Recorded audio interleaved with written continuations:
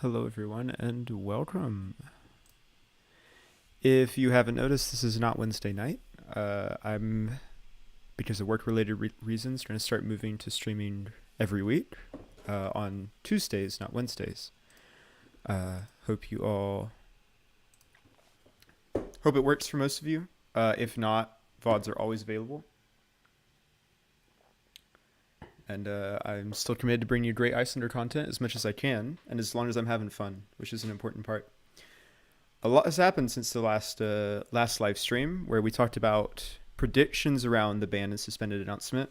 Kind of my initial reactions to it. It was just 2 days after it dropped, 1 day after it dropped. Since then, the Calling Indianapolis has happened. My list has changed twice, and Iyslander has won yet another calling. I'll talk more on that later. We'll definitely be playing Michael's winning list next week on stream, so tune in for that if you're interested. But as far as my calling experience went, I just thought I would run through what my matchups were, how the weekend went in general. To give a brief overview, I was 5-2 on day 1. I want to say 29th seed going into day 2. Rough for day 2, ended up 63rd place, so missed that top 32 cash payout, but you know, it was a finish. It was a calling. Let's go with that.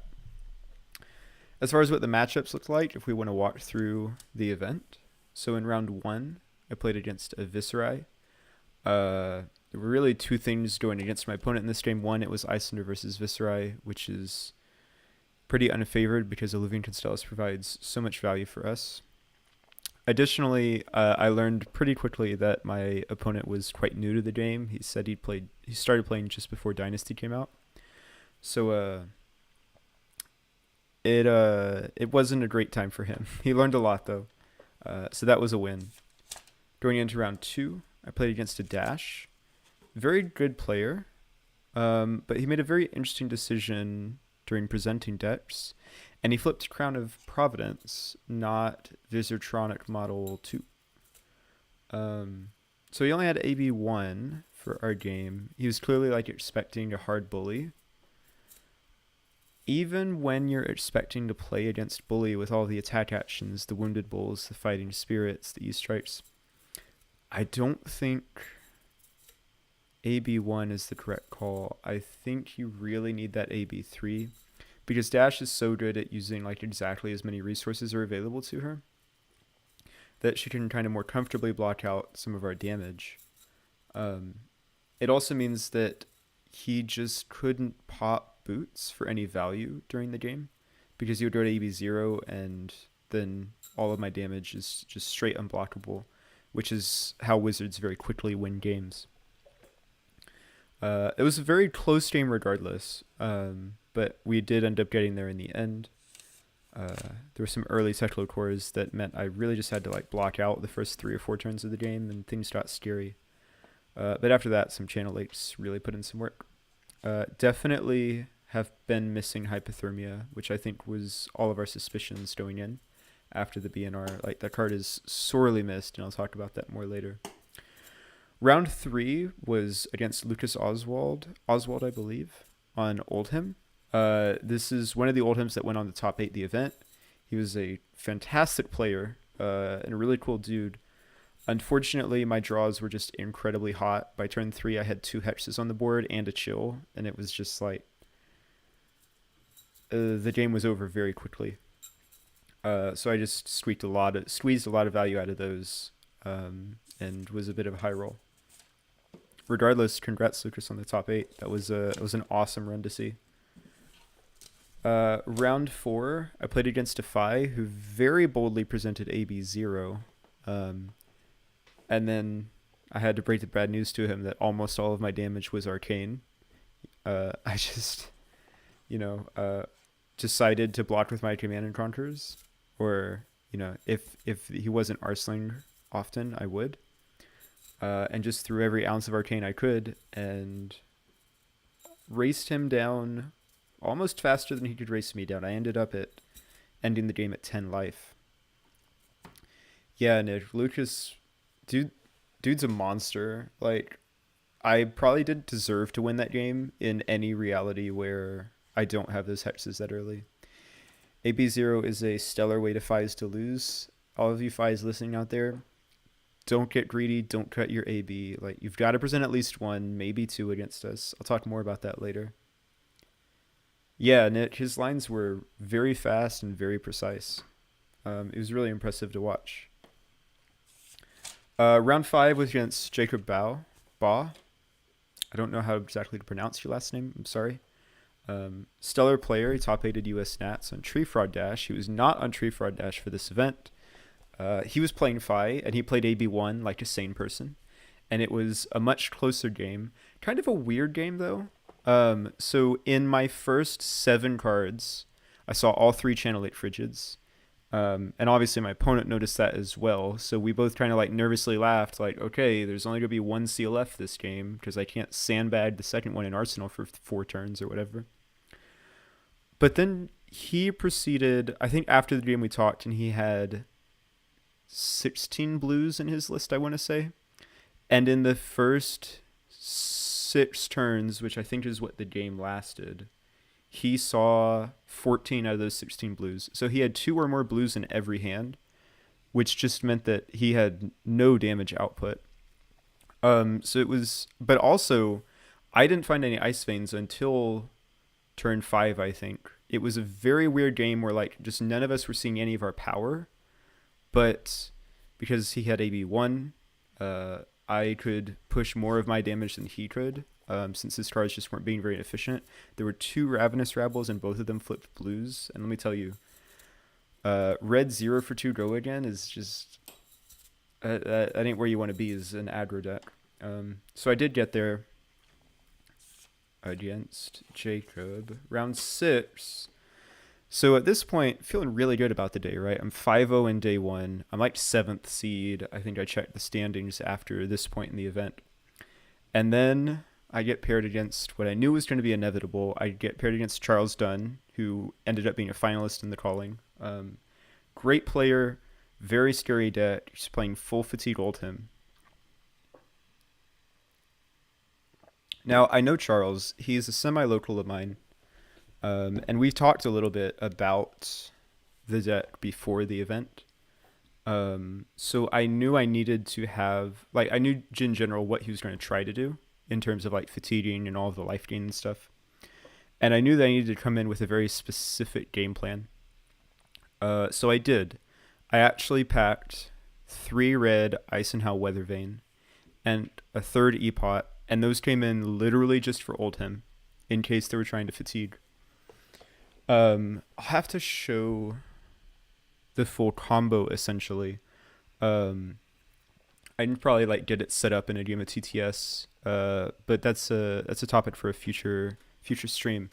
But essentially, what the plan is against Fatigue Oldhim, you pitch stack. Well, they have Warhorn, right, and they have a Remembrance, at least 1, maybe 2, to get the Warhorn back, so that they're trying to kill 2 of your hexes, right? So my plan going into that matchup was stack all 3 hexes. Feels so good to Weathervane combo people again. Yeah, it's well, wait till the end of the story, Scott, because there was some shenanigans that went on. So the plan is you stack all 3 hexes right after each other in the very beginning of your first cycle, so that they get their Warhorn out, but they're not going to kill it just to kill one of your Epots. It's like a terrible proposition value, so they sit on it all game. And then right at the start of your first cycle, you go boom, hex on your turn, hex on my turn, hex on your turn. And then they can activate Warhorn, but then they have to dig for their Remembrance to get their Warhorn back, and then play the Warhorn, find their Warhorn in their shuffle stack again, and then play their Warhorn again and activate it again. So if you play all 3 hexes back to back like that, it kind of like guarantees you 4 to 5 turns minimum where you're going to have 2 hexes on the board. So that's step 1 of the combo. Step 2 is to get all your board pieces out. So 3 Insidious Chills, save all of the counters. 3 Epots, you'll lose one of them to the Warhorn, so really you have 2 Epots. If you time it really well, you can stick a Channelate Frigid in front of the Warhorn, and so if they activate it, you can sack the Channelate Frigid, but that's like, you don't have to do that, you can just do it with 3 Epots. So you get all your board pieces out, you lose 1 Epot to the Horn, and you lose a Hex to the Horn, so you've got 3 Chills, 2 Epots, 2 Hexes. Next step of the combo, Ice Eternal in Arsenal, Ice Eternal in hand, and then the last 3 cards in your hand need to be 2 red Weather Vanes and a blue ice card. And so we had gotten everything done well so far. I knew that I had stacked my 2 red Weather Vanes right next to each other, and so in my hand, I Arsenal Ice Eternal, I sandbagged the second Ice Eternal, and I go to draw my next 3 cards. And I know that my Weather Vanes are on top of my deck, so I draw Weather Vane, and I draw my 4th card, and it's a Heart of Fyendal. I did all the hard stuff right. I stacked the 2 reds next to each other. I forgot the easy part, which is the Ice Blue, so that you can fuse the Ice Eternal in your hand. The idea is, on your turn, you pop an Epot, you play both Ice and Hot Weather Vanes. You play Ice Eternal X equals 0, fusing with the blue card in hand. It makes 8 Frostbites, deals 8 Arcane. And then you chump the blue Ice card to Moon for 2 more Arcane, so it's 10 on your turn. If they have Tunic Up or Crown of Seeds available, they can pop the first 4 Frostbites. But there's no, with the 3 Chill triggers, there's no way they can break the second 4 Frostbites. You're at least getting 6 Arcane damage on your turn, and going into their turn with them having 4 Frostbites. Then you have Ice Eternal in your arsenal. You draw up 4 more blue ice cards, or just 4 blues and 1 blue ice card. And off of Tunic and your second Epot, you play a new Ice Eternal, X equals 6, dumping 12 resources into it. And so then, end of turn, minimum, you have 10 Frostbites on the board. That's 20 Arcane damage right there, let alone the Arcane damage that the Ice Eternals dealt and your Waning Moon dealt. If they can't pop the first 4 Frostbites, the combo caps out at 55 damage in 1 turn cycle, which is more than enough to kill them. So Charles realized this because we talked about it a little bit before our game. And competent players will look and see what you're pitch stacking in your pitch zone. And so he realized he couldn't full fatigue because this monster combo was coming. So he was doing a relatively good job at gaining life, but also applying a little bit of pressure in that first turn cycle between things like he casts 2 Pulverize, as well as some Macho Grandes and some Cranial Crushes, anything that's like a big attack to make you block or whittle your life down. And in that pressure, I just whiffed and forgot the simplest part, which is to pitch that Ice Blue with your 3 Weather Vanes. So that was the difference between Charles ending the game at 0 life and ending the game at 18 life. So I lost that round, and it was totally my fault, and I'm very ready to practice that a lot so that it doesn't happen again. In round 7, I ended up playing against, so final round of day 1, ended up playing against Isaac Kroot, who was on Briar. This is, I think, the first time I ever played Isaac. We had a long-running joke because between Worlds and this event, I think we've sat next to each other 7 or 8 times at events, but never been paired. So this was a weird game. Or, not weird, it's kind of typical for Briar games, but it was a bit low-rolly. He goes first. His first hand is clearly pretty unimpressive because it's just make a rune chant, arsenal pass. My first turn also as well just doesn't really do anything. It's Polar Blast to see if he wants to give me a card in case I play an attack action. He chooses not to, which is correct. And then it's just Moon Coronet. So I put him to 4 cards. I'm at 36 life because it's the very first turn of the game. And my last turn he has an Insidious Chill. It's okay, if I don't have breathing room to play this Insidious Chill now, I'm just not going to get any chills on board this game. This is a pretty safe bet. And then Isaac has turn 1 Channel Mount Heroic, and it lasts for 3 flow counters. which was brutal because it kind of just stranded that chill in Arsenal for a while. I just couldn't afford to play it. Like blocking with cards in my hand or pitching him to Coronet was more valuable. Eventually stuck it and got a couple of Ice Veins out. We got to use all the counters on it. So like the investment ended up being mediocre. But the life deficit from that early Channel Mount Heroic was just way too big. Did end up, like, things were getting desperate towards the end. Had to make some risky plays. Got him to 11, and he was on AB1. And arsenaled my Emeritus Scolding. And it was essentially like, look, I have 1 out to win this game. If I draw a red Ice Bolt and 3 blues, I'm guaranteed 11 because I have Metacarpus nodes and just enough resources then off of the 9 resources to guarantee 11 goes through. But we didn't get there. That's okay. Sometimes you got to play to your outs. I'm sure there were mistakes I made in that game, but it's like the easy thing to do is to blame the Channel Mount Heroic, right? So we ended day 1 5-2 after feeling like I was on top of the world with that 5-0 start. And then in round 8, first round of day 2, granted you need to be X2 to make top 8 comfortably. And it ended up being that like you just needed to be X2 to make top 8 at all. X3 was the cutoff really. So I ended up playing a Fi in the first round of day 2. This Fi very interestingly I think flipped Arcane Barrier 2, which I wasn't expecting. It's been a while since I've seen a Fi do that, and I thought Shuko was the correct answer. But he was just very patient in terms of blocking all of my little bits of arcane damage in the early game until he like found an Art of War turn he was really happy with. And God, was it an Art of War turn. It was something to the effect of like Art of War, Red Rising Resentment. That one hits. Banishes Flamecall Awakening, which is now free. And then it's Flamecall into 2 Phoenix Flames. It's obviously the Link's turn. Things got gross really fast.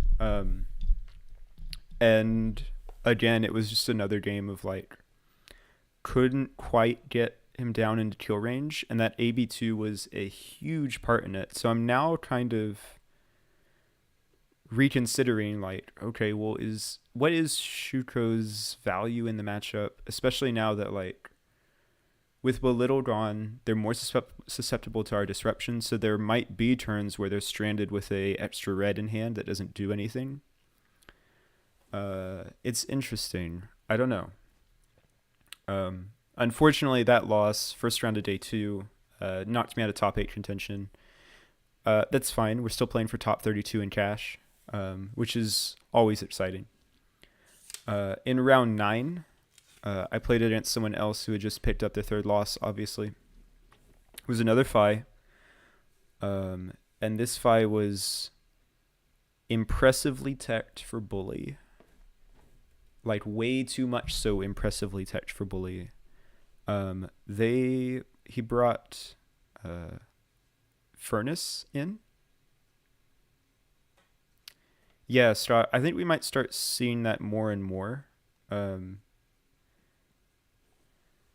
Shuko has several points of damage throughout the game, but if it doesn't keep you out of kill range, I don't know how much that damage value translates. TLDR, round 9 Fi, played AB0, like including Flamesteel Furnace, so he didn't even have Tunic to keep me off a Coronet, and it was not pretty. As AB0 games tend to be. So I got a win there, staying alive for top 32. Round 10, I got really scared because I paired against a Rhinar. Hate seeing the Rhinar matchup just because we like blocking with specific cards in our hands, and Rhinar doesn't let you choose which cards you block with. Unfortunately for my opponent, his Blood Rush Bellows turn was just kind of underwhelming. I ended up on like 15 life after his Blood Rush Bellows. I think I started at 32, which is not the worst. And he actually, like, unfortunately for him, he ended up intimidating a yellow Ice Vein out of that Blood Rush Bellows hand with his triple intimidate. So it was like, okay, I actually feel good about blocking this one. Uh, that is to say, the intimidate blocks didn't hamper my game plan. And just kind of like picked my spots to push damage versus block out as much as possible, and strode in the win there. So exciting stuff. We are now 7-3, 2 rounds to go in the event. And then after dodging them all weekend, I finally hit my first Dromai in round 11. The Dromai matchup is pretty awful now. Like, I think I'm pretty comfortable saying that, like, with Hypo gone, it's really rough because you just don't have that emergency panic button of take your turn away anymore.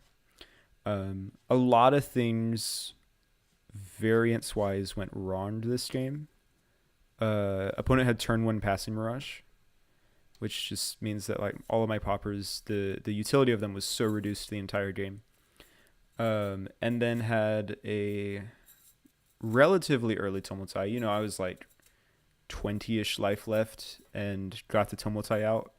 So I had to give up Striders and fought a little bit more after that. Dropped my opponent down to 11, just trying to tax, trying to use my Channel H as efficiently as possible, but game was kind of over at that point. Their board started getting flooded with Asvalais and Yunderais. So that was my loss. That knocked me out of top 32 contention. And then to add insult to injury, Jem really put some salt in the wound. Not with another fight, but with another Dromai back-to-back for the final round of the event. This was a Empress Dromai. So couldn't really efficiently block my arcane damage. Turn 2 passing Mirage this time. And then proceeded to stick all 3 Yunderais in the next 3 turns. Which are really annoying to deal with using arcane damage, and not really worth it to send a popper at them on my turn. It was a great race of a game, but late game I was having issues finding blues that dealt arcane damage to Arsenal so that I could actually lunge for lethal. With some really cool stack interactions in terms of, like, Flameclaw Awakening and Flamescale Furnace and Frostbites. Game was a lot of fun. Like, it was a good way to end the weekend with, like, a more low stakes, just trying to relax, chill out game. But my opponent did get there in the end. So ended up 7-5. That was good for 63rd place, I want to say, out of 491. We'll do better next time. Very excited for PT3 in Baltimore. I'll definitely be there. I don't want to commit to saying I'll be playing Iyslander, but I imagine it's very probable. In terms of what we're playing tonight, I'm not going to play what I played at Indy. At Indy, it was essentially just like my old boomer list post bans, which is, you know, Red Hail, Red Bolt. I've kind of been moving away from that in terms of my theory crafted lists. So we can see here, I've just been throwing around the idea, like, why would we play Hail and Bolt? Like, and the answer is they're red ice cards, so they help keep Channel Lake around a little bit longer, but only like a little bit. That doesn't, their utility as red ice cards is questionable because you really want to fuse with your ice cards and then stick them in Arsenal. Red Hail, you can kind of get away with sticking in Arsenal. Red Ice Bolt is a stretch. I was primarily playing them because they were Strider targets. But then I thought to myself, okay, do we have better Strider targets, right? And so I think about the comparison. Red Hail is on rate arcane. Damn it. On rate arcane damage. It takes 2 cards, Red Hail and a blue, to present 6 arcane damage, 4 plus 2, when you factor in Waning Moon. Red Ice Bolt, if you don't use a tunic counter, is actually below rate arcane at a 3 for 5, essentially. Well, I thought to myself, what, like, these are below rate arcane. They can be strided in, but bully mostly does this better because their attacks are just more efficient. So what are our reasons for actually playing red arcane spells? And I came up with two, and we've kind of been around this in terms of the Iyslander deck building community before. The first is Sigil of Permafrost, which I know Alexander Vor actually was showing off a very good performance with at Indy. He ended up 10th on a Sigil of Permafrost Aether Wildfire combo build. I think there's a lot to explore there. Kablamo in the big Discord has been repping it for a while, or like kind of quietly promoting it, I guess is more appropriate to say. And so there's definitely something to explore there. I'll revisit it, I should say, in future streams. But the other answer is Eisenhower Weathervane. I knew that I wanted some number of Weathervane, or I know that I want some number of Weathervane, specifically to combo these Fatigue Old Hymns. And I think there's very little value proposition to playing Weathervane. There's very little value lost if you play Weathervane into Old Hymn now post bans, right? Old Hymn can't really give you a Frostbite anymore unless they play like Snow Under or something wacky. And Weathervane is most efficiently played off a Tunic. You couldn't do that when they were threatening a Frostbite with Winter's Wail, but now that it's just Titan's Fist, which is vanilla damage, I think that even if they're not playing Fatigue, Weathervane into Icevane is just like an insane tempo play against Oldhim. So I'm kind of interested in how that performs. So we've got a reason to like move towards Weathervane, especially considering that I've been a little bit dissatisfied with Sigil Permafrost in the past. Okay, well, Weathervane likes fused cards, right? What fused cards do we have? Well, Encase, like Aether Hail, is on rate arcane. It's a 0 for 3. It's also a fuse. It also is, really, it's a 0 for 5 against Fi. They're not going to block it out, and their Fi ability Phoenix Flame is worth 1 to 2 damage. So, like, it's also good against Rangers. It freezes Lexi out of giving us a Frostbite, which can be useful to set up big crackback turns. It also can lock down our opponent's Tunic. Like, Encase does a lot of little things that I think I hadn't really given it credit for in the past, and so I'm interested in seeing if I'm more impressed with it now. And then if we're playing Encase, and we're playing Eisenhower Weathervane, and we're worried about Old Hymns that are trying to fatigue us, I mean, you gotta bring Freezing Point back, right? This card just does everything. It's like Ice Bolt, except sometimes it deals 10 damage. So that's kind of where I'm at right now in terms of like theory crafting Arcane Iyslander. I think the equipment is still the same.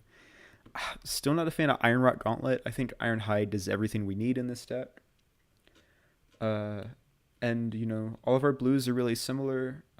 I'm toying with the idea of a couple of Scour. Because there are OTK Viserais that are floating around, and this just really rains on their parade. And B, I really don't like Iris Dromai. Shout out to Scott in the chat. You're a monster for bringing Prism back. She was supposed to LL. How dare you? And while the matchup has been like okay, it's definitely unfavored, especially if they get a Shimmers down early.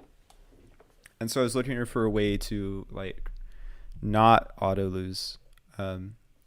Sigil of Permafrost is thrown in as 1 blue because I needed an 80th card, and once we have Freezing Point in, like the opportunity cost of 1 blue Sigil of Permafrost isn't really that low. Sometimes you just get to blow up an Old Hymn. So let's try this. I've been watching a little bit of Waning Mooner's videos on YouTube. He's been on a full 9 Icevane build for a while now and has put up pretty good results with it. Competitive CC public. Don't have a sideboard guide written for this deck yet. I don't personally, so we're going to try to play it by ear and talk through what we want to side in and out. But Waning... Oh, I'm sorry, Boltyn. Yo. But Waning Mooner has put a lot of thought into the like dedicated Weathervane idea. And I think he's got a lot of good ideas. So, kind of like learning from him and want to put my own twist on things. We're going to see how this feels over the next couple of weeks, maybe. Like, definitely this stream. We'll mix it up. But I'll be testing this under the hood, behind the scenes. When I'm not playing it on stream. We don't want Scours. Encase is really good against Boltyn, actually. Turns off his hero ability, and he won't have AB3. Don't need sigils. We don't want to block with attack actions.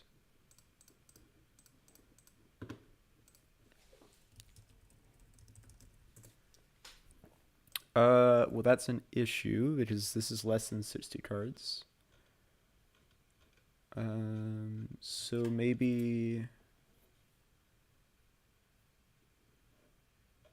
1, 2, 3, 4, 5, 6. It's probably too many blues cut. We can leave Scours in. It's just a blue block 3 probably. That gives us 60. I mean, every game tonight is going to be kind of a rough draft. But we can see what this does. We're going first. If we open with Weathervane, our opponent just cries. We don't, but we open with something else that makes 3 Frostbites turn 0. How much AB do they have? 1 Spell Void 2. That's actually... This looks correct for Boltyn as far as I know. But that doesn't mean it's going to be pretty for him. Truly love for Encase to be good again. I miss sneaky 1-card hand kills from Tunic Striders. People assume they're safe. Yeah, Scott, that's a good point. It's very efficient to stride in, right? Because it just costs 0.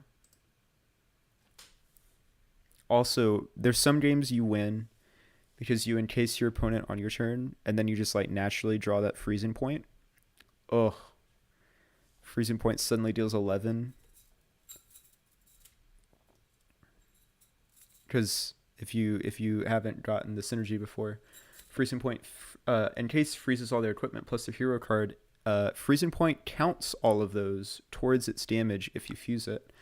It's not just hexes that buff freezing point, but also frozen cards the opponent controls.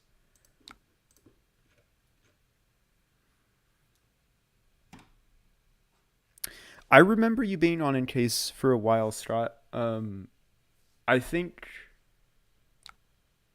I dismissed it way too fast originally.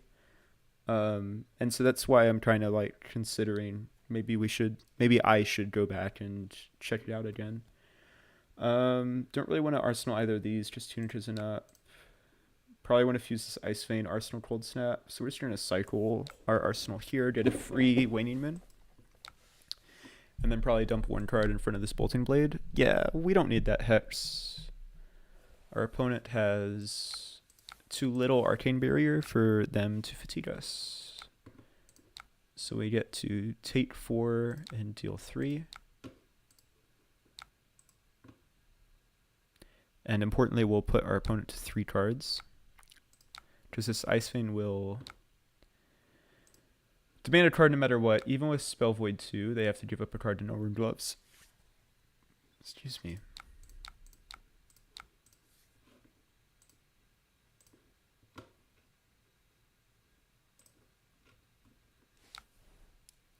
I think the card is still massively underrespected, even if not currently good. Is it not currently good? Like, Fi is still very much a real part of the meta, which kind of surprised me. They did charge. They have a Frostbite, so they'll get to swing Raiden. That's good for them. We're going to Red Ice Vein them on our turn.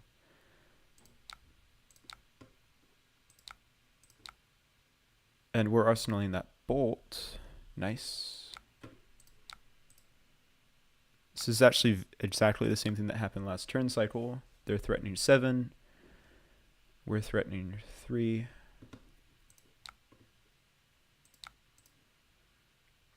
And if you notice the life parity, this is looking bad for Boltyn, as it always looks for Boltyn.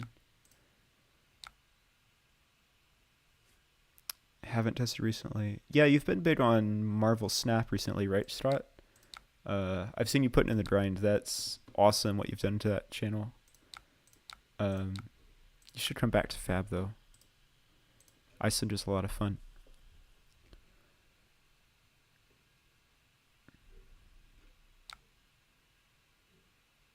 Oh, okay. Why is chat covering life totals?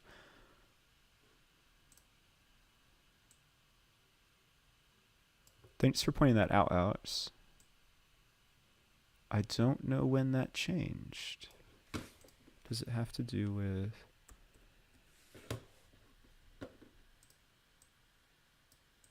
There we go. Did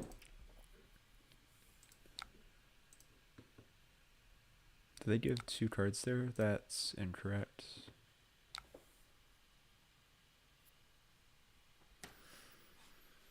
Alright, well, here's our first awkward hand.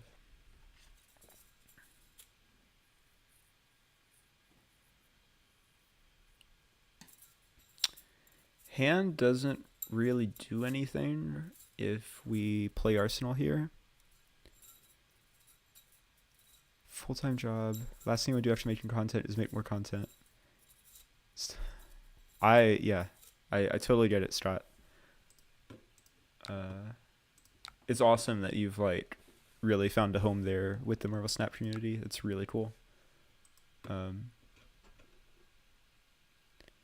actually haven't tried the game yet. I'm not the biggest like comic book person, but I don't know how much longer I can avoid it because it's just like everywhere and all I hear about is how good it is. I don't know.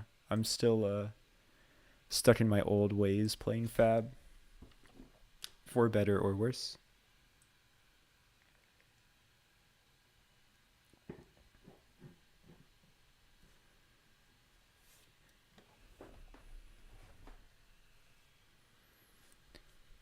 Opponent in the tank about if they want to Snapdragon this Bolt. So it was awkward to play our Arsenal that turn cycle, and we didn't really want to coronet them because their Tunic is up. So we're just going to block and then play out this Ice Vein, pitching this Hex away to Waning Moon. And, you know, win the turn cycle.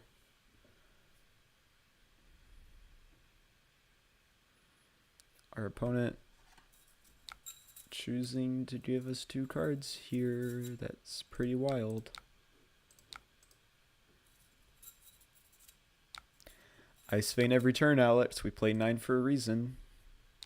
I need to get that on a deck box. Just, we play 9 for a reason.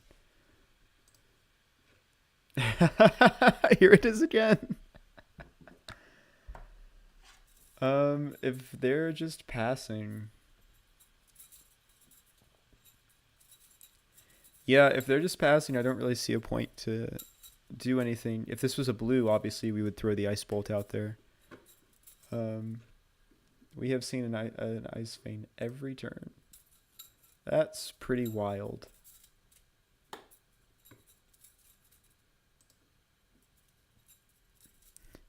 Better lucky than good. I was just talking to someone earlier today. There's a I think it's originally a Magic the Gathering quote, but there's something about to win a Calling or Grand Prix or whatever the event is, you can't just be lucky, you can't just be good, you got to be both, but it's better to be lucky than good. Yeah, we can sandbag this freezing point. No, we want to draw our next Ice Vein. Sorry, Boltyn. Yeah, exactly, Strat.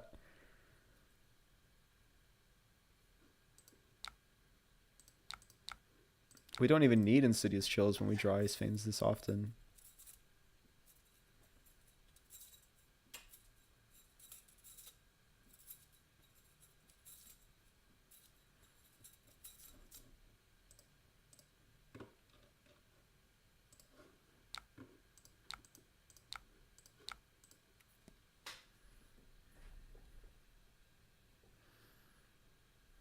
Two freezing points down. The encased combo probably is not happening this game.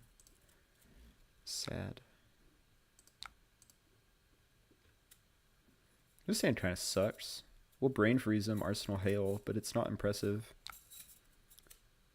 Or there's just choosing to end. Okay, well, we'll get a little bit of utility out of this hand, I guess. Opponent might have just given up on the game at this point, which is unfortunate.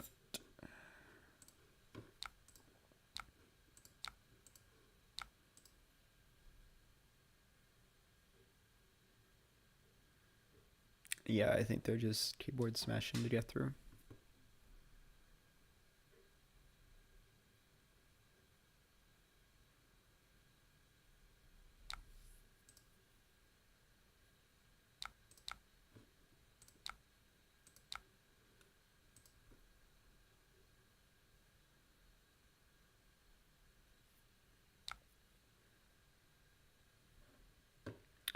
Take Flight, Lumina, Bolt of Courage, Valiant Thrust. Well, we're going to take away what is both their power card and their only non-red.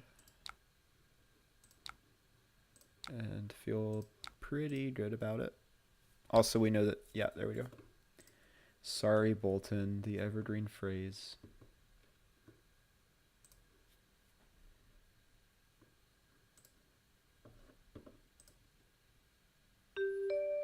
Oof, alright, I'm ready to get my butt kicked. Any matchup we're playing Constellus, I don't think I want Weathervane. Because we just can't Tunicate at that point. Attacks, very good versus Boltyn, versus Kano. Sinks are terrible. Epots are fantastic. Probably going to get destroyed here with because it's a new list, and Kano good. Encase is interesting. If it ever hits, it's fantastic, but it's not going to hit, right? You like playing this matchup. Interesting strat. I love playing as Kano. But I know what Kano can do, so playing against Kano makes me super nervous because I'm just ready to like die at the drop of a hat. I don't think we went in Arcane. Don't really think we want Freezing Point either. This is kind of how I approach the Iyslander Mirror as well. Just want to minimize the value that we give our opponents off of Constellus. So we play a lot of blues to patiently Waning Moon, and we play as many attack actions as possible. This is fine. Yeah, this is fine. Maybe we scour a Ponder token or something. Turn 0 chill, pretty sweet. 255 damage Kano turn. I can beat that, Alex. There's a Reddit post out there somewhere that's like the highest damage turn in a single game of Fab, and it's in like it's one around 60,000, I want to say, but it's like obscene things like playing 3 crazy brews and you have 6 action points in a turn, and then on one chain link you play 3 nourishing emptiness, and on one chain you play nourishing emptinesses and pursuit of knowledges, and they all hit, so you have like 12 cards in hand, and then you play like 12 blazing aethers on the next turn because obviously you remembrance them back, and then all 3 are on top of your deck every time you remembrance because you're just that good at shuffling. 255 is pretty impressive though to naturally occur in a game. Yay for free Alluvian counters.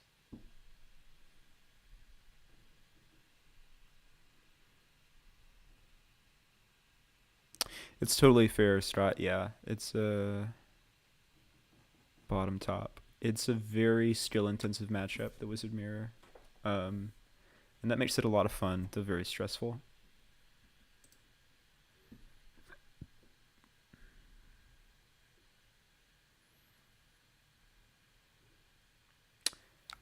Well, I'm going to try to stick this chill on turn 0. Ooh, or I'm going to play this CNC and try to arsenal this chill.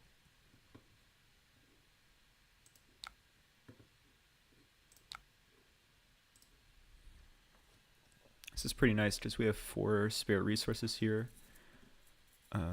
If they try to blitz us out. Yeah. Thank you for reminding me actually to turn my node triggers off. Oh my god, it is the same player, Alex. Good observation. Just 8 a gaze. Yeah, that's... just an okay arsenal.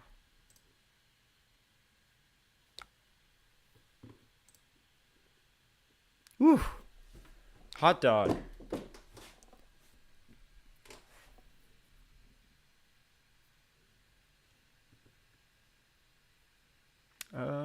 I think we do want to frostbite them here.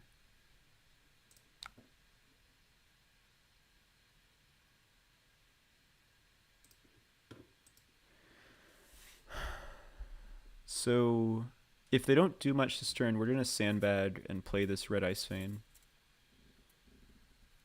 If they do a lot, we'll arsenal the Polar Blast. If they do a lot, we can pitch away some cards and then just arsenal the red Ice Vein and set it up on a 3-card hand on a future turn.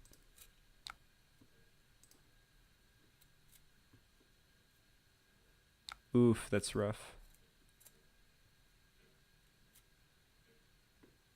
So they popped the E-Pot this early? That seems wrong. What if I expose them? You'll be so sad. Aggressively playing the Tome there also I think is wrong. They really want to arsenal those against us so that they can get up like 10-ish free life. There goes the second Tome. Spinning a lot of wheels and not doing anything. Just want to point out, like, 4 cards and 2 E-Pots is where they started. Alright, there's a real card.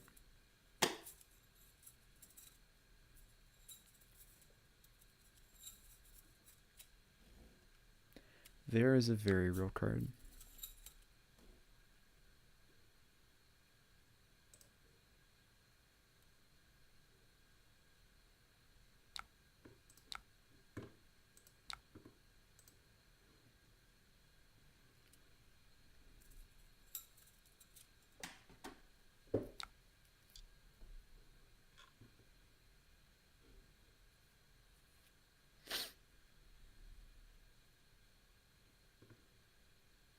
They have 2 cards left.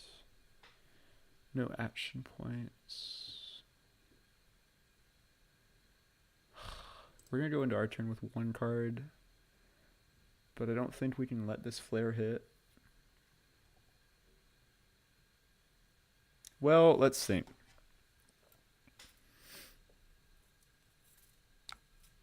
Oh.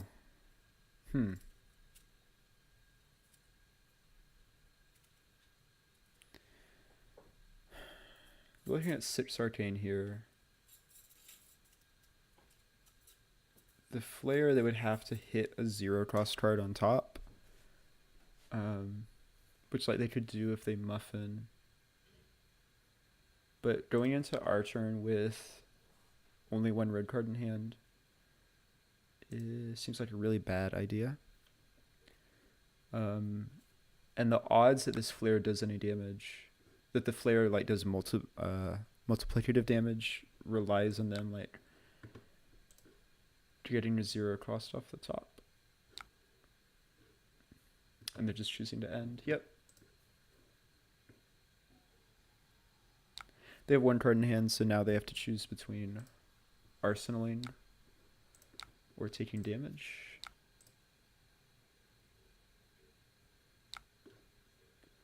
Lesson. Alright, that's a pretty sick pitch stack. Let's kill them before we get back around to that.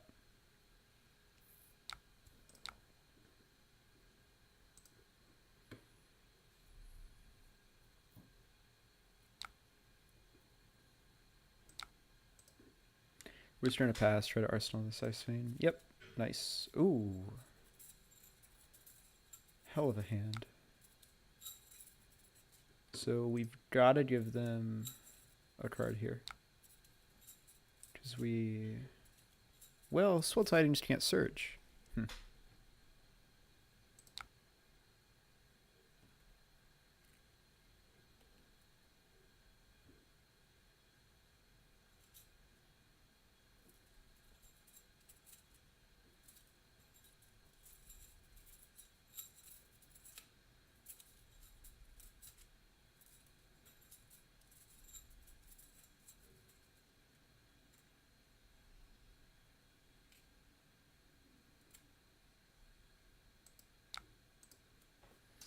get our Alluvian counter. We want to arsenal this E-pot on our turn.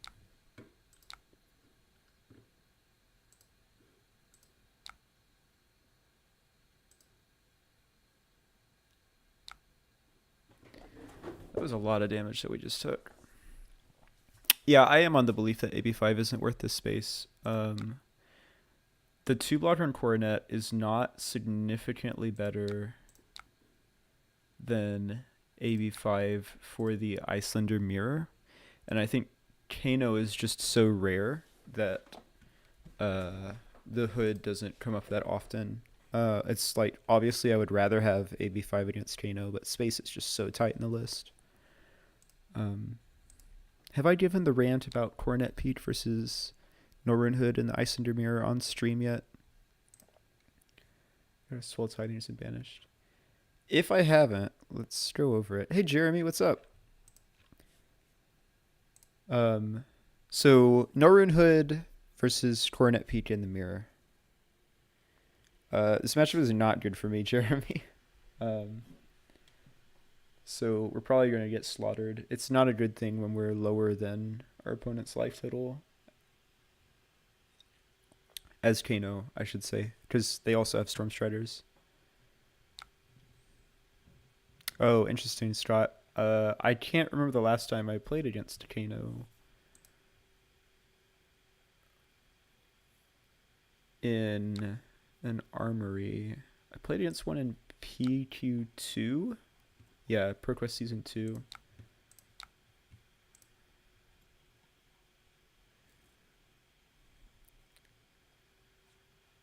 Coronet Pete versus Norrøn Hood in the Iyslander mirror, which I think is where you're most interested in having AB5 in terms of meta shares. Coronet Pete blocks 2. Norrøn Hood blocks at most 3 because Icelanders nowadays stop getting so much value off of this waning moon. Most Icelanders nowadays, the only 5 arcane spell they're playing is Aether Ice Vein Red. Kano has no cards in hand. How about that? And you can cover up Aether Ice Vein Red and leaking 1 damage by pitching 2 blues. If you want to AB5, you have to pitch 2 blues anyways. So Coronet Pete shakes out to be like -1 life in the mirror compared to Norrøn Hood, assuming your opponent plays all 3 Aether Ice Vein Red. I just don't think that that's a terribly good value proposition.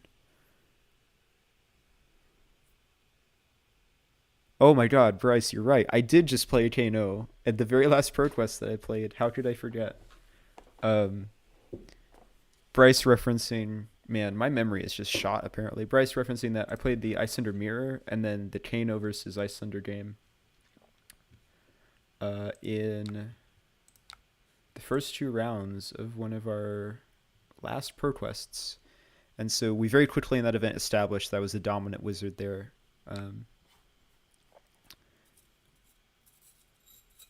Kano popular in the north of England. How about that? Dominion in the mirror, Siding and Warhorn. Holy shit, that's spicy. That's really spicy. I have not heard of that before. Hot nonsense. That's a good way to put it, Scott.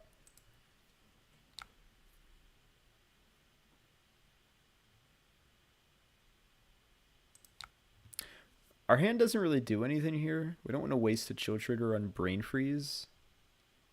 We don't want to give them free Arcane. So I think we just pass, unfortunately.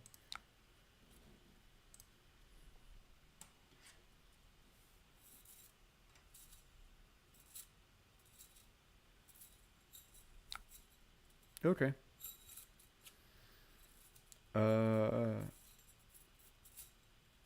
Arsenal this frosting? It's an argument for Brain Freeze. We're clearly not doing Blizzard. Jesus. Yeah, I just... The 5th point of AB is not nearly relevant enough.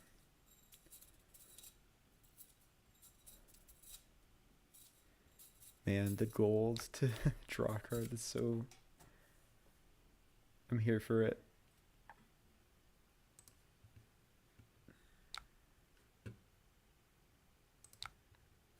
This is weird when they're leading with Waning Moon.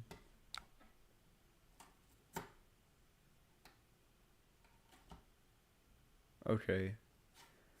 So they've got 5 cards. They're going to try to Wildfire combo us. Is that how it is?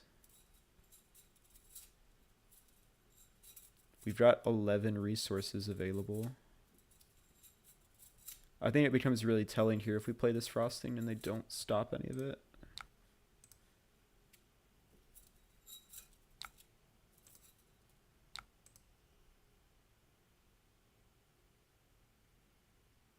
Flesh and Warhorns. Ugh. Yeah, so they're getting ready to Wildfire combo us on our turn.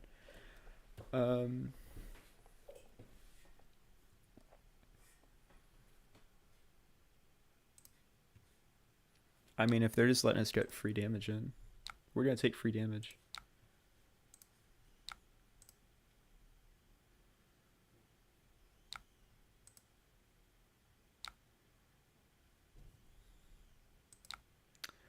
I'll be honest, I'll be impressed if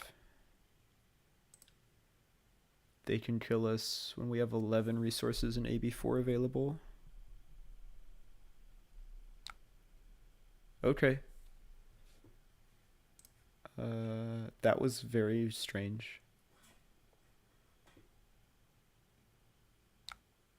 Oh, they needed the action point, so they're gonna like stir fort something here. That's fun.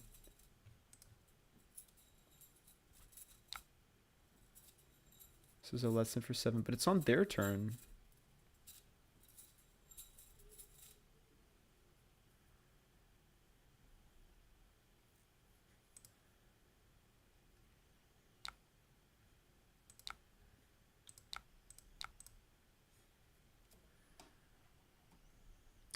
This feels like there's fetching a blazing, so we're gonna block a lot of damage this turn. Yeah, Fort's Lightning is a card. They don't really play it against most things. I think 1 Stir, 1 Fort is in some lists to answer Fatigue Oldhim as an alternate win con rather than wildfiring them. Definitely has fallen a bit out of favor. There's another lesson.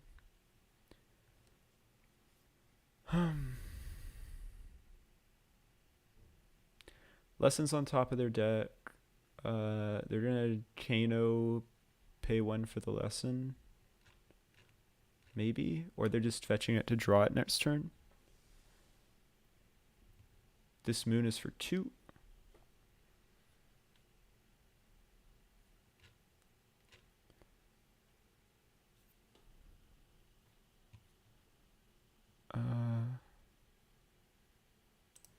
So what we're going to do here is prevent 1 so that we have a resource to play this hail.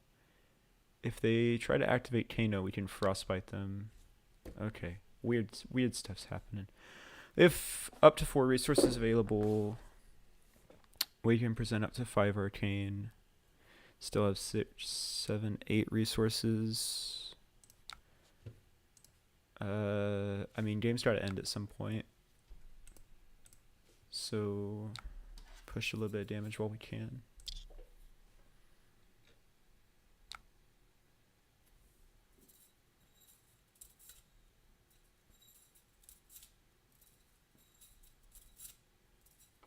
Don't really feel like burning my Alluvian counters when it only pushes a point of damage.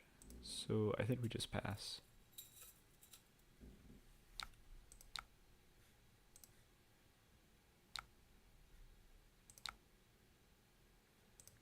I'd love to get another red Ice Vein. I feel like Scott, we need to get that just printed on the wall behind me. I feel like opponent has made some unconventional choices this game is one of the trademarks of Talishar. I play in competitive queue to try to minimize that as much as possible. But man, some funky stuff still happens pretty often. It's unfortunate. I understand why they Get that on a playmat. That's awesome. Right next to the we made a Dustblade, we made a mistake playmat. Just like, I feel like opponent has made unconventional choices this game. The playmat. That's pretty sweet. Um, I understand the developer's logic in resisting adding any sort of ranked queue or elo, but man, I wish that we could see something that ensured opponent quality a little bit more. The commentator way of putting it. I don't know about that. I'm not really much of a commentator, but I just feel like we're losing this game so hard.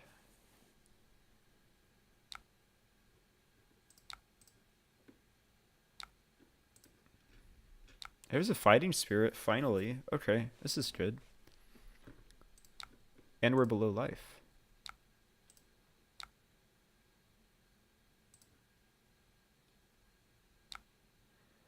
They're just passing on our turn.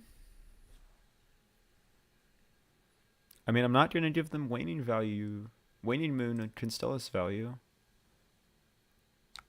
Yeah. Opponent's at 17. We're about to push 7 and gain a life here. Probably arsenaling Emeritus Scolding so that we can start getting him really low. Can't turn on the battle hard coverage if you like. Wow, this guy is terrible. Okay, but imagine if you did though, Scott. Speed run to getting fired from commentary, any percent world record.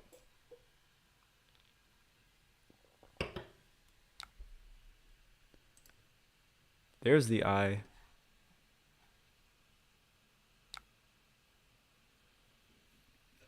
Arsenal CLF probably correct, to be honest.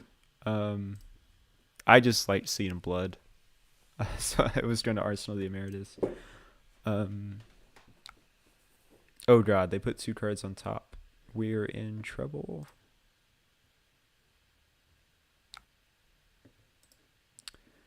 Opponent really needs to turn off their Metacarpus trigger.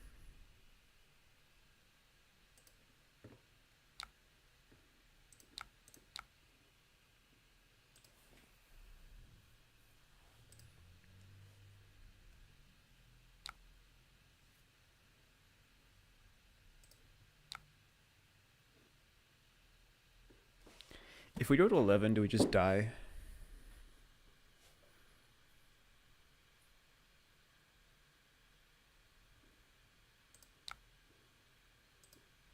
This is going to do at least 4, because they can only block 3.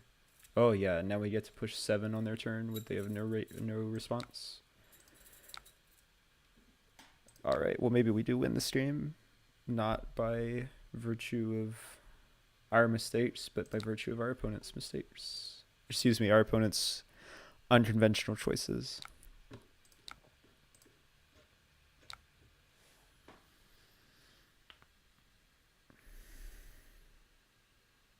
Oh, we just win-win right now. 5, 10, 13. And we're lower. We're even going to gain life off a Heart of Fyndal. 3, 7, 9, 2, 3, 4, 5, 6, 7, 8, 9. 11 resources available to us. Sweet.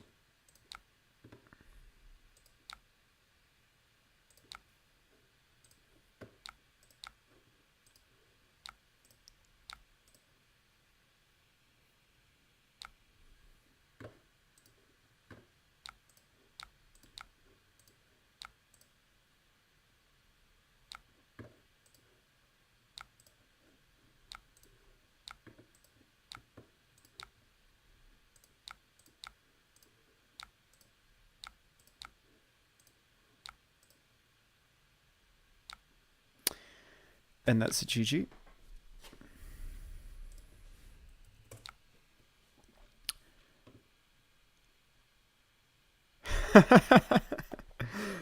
Listen, Scott, some unconventional choices were made. I do think it was correct to Arsenal CLF there. But by virtue of our opponent dumping their hand in response to that fighting spirit, we got them into kill range. Cannot stress how important those epots are in the Wizard Mirror. Even just representing 2 arcane damage on that kill turn via Metacarpus nodes, like the value is so sweet. Another player already joined. Do you think, let's take bets, are we going to play Calamello for the 3rd time in a row?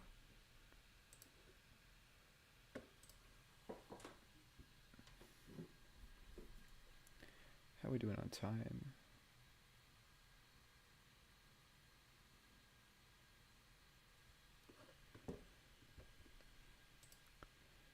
Pretty good. Wow, I talked a lot longer about Indy than I thought I would. We're only 2 games in and already more than an hour. It's okay. We've got a while to go before metagame shakes up, so going to be a lot of streams with this list and Bully and trying to decide what I like better. Yeah, Epot's pretty... Hey, it's a different player. Hello. We always want to go first. Standard equipment for dash. CNCs are like just fine, but probably get cut.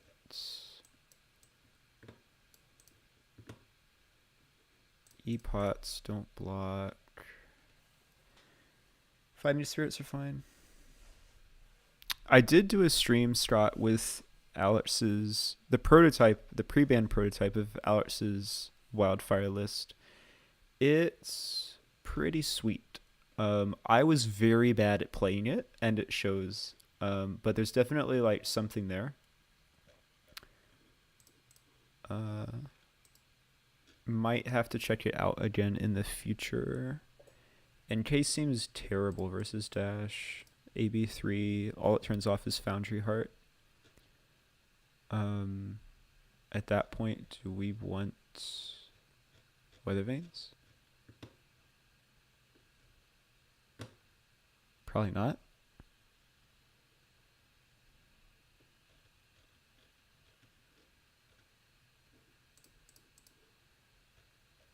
Permafrost was the jam back when we didn't know how to build Iyslander. And then Michael Hamilton showed us the ways. 2 Waynes, maybe.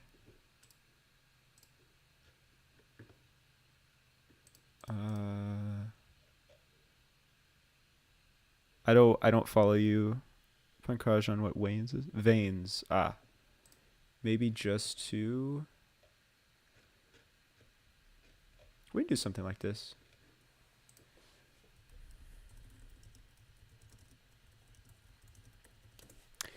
I will definitely, before the next time I play this on stream, get a more solid sideboard plan hammered out. We're kind of just having fun tonight.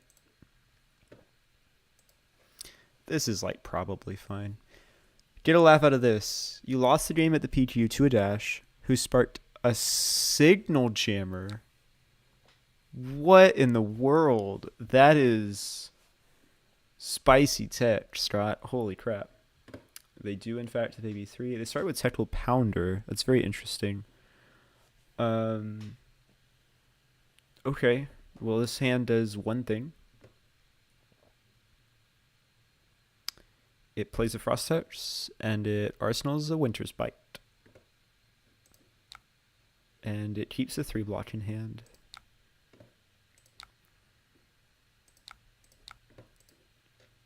Ooh, hot dog. We get to tax 2, block 3, and still have an Ice Vein.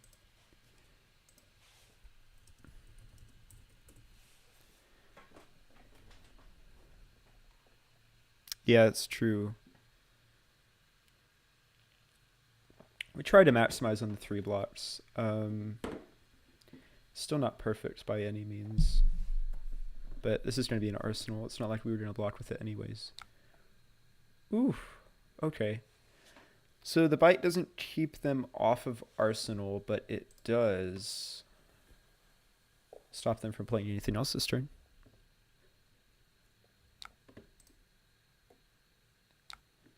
And it also, because of that, it actually will throw a frostbite if they want to arsenal this. That's pretty cute.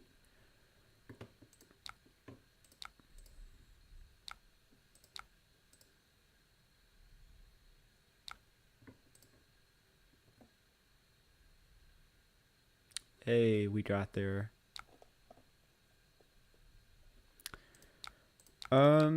I have probably not given Trom its fair shake shot, but at a glance, I'm not a big fan of it. Like, blue block 3 is good.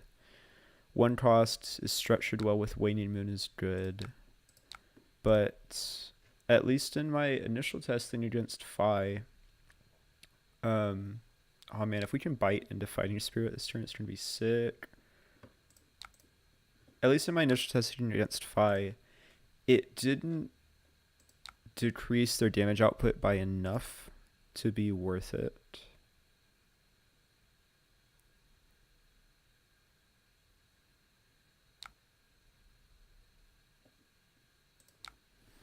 This is for 4 block.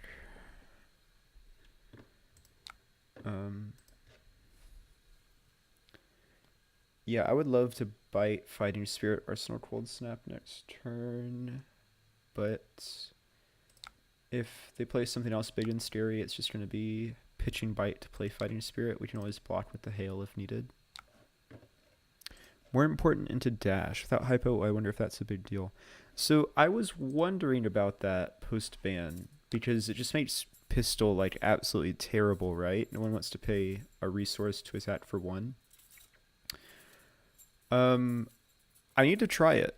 It definitely could be in the place of that Scour. Yeah.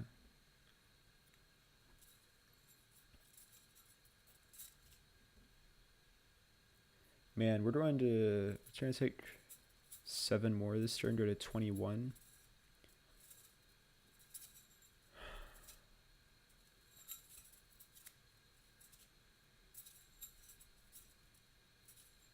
This is okay. Our crackback turn is huge.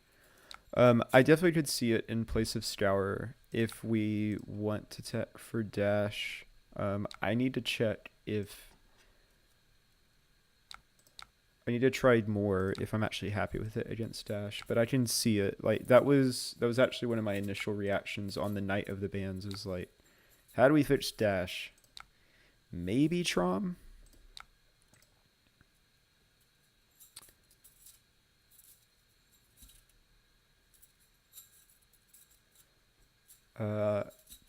Probably haven't tried it enough is the short answer.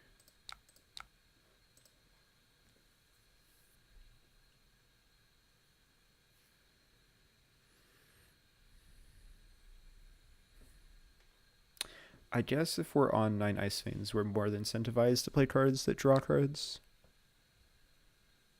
Strategic planning. Oof, spicy.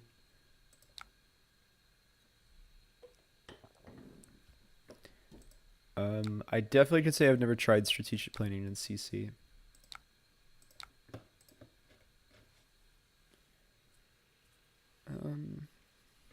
Oh wow, opponent just playing Spark.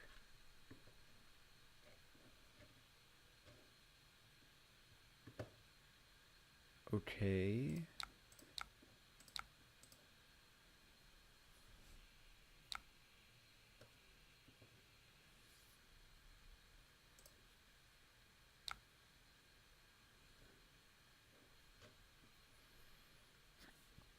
They got a core, so we need to disrupt as hard as possible next turn. It's going to be difficult.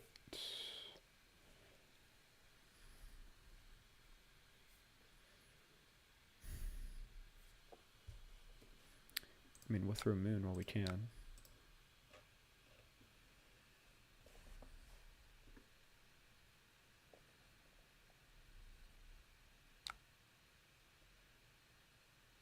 Alright, well now I'm scared of the next turn if they're just taking 3 because they want to sandbag their last card.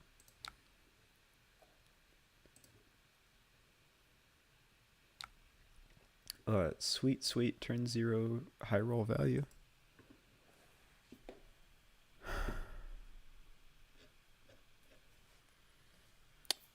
So if next turn is going to be as bad as I think it might be, We don't have any super great disruption. We have two options. Fuse the Brain Freeze. It maybe doesn't give us any cards from their hand. Oh, no, guys. I got it. Okay. This lets us use every card, percent damage, strip a card, and then maybe have a card in Arsenal that does something next turn. So we're going to play Polar Blast from hand.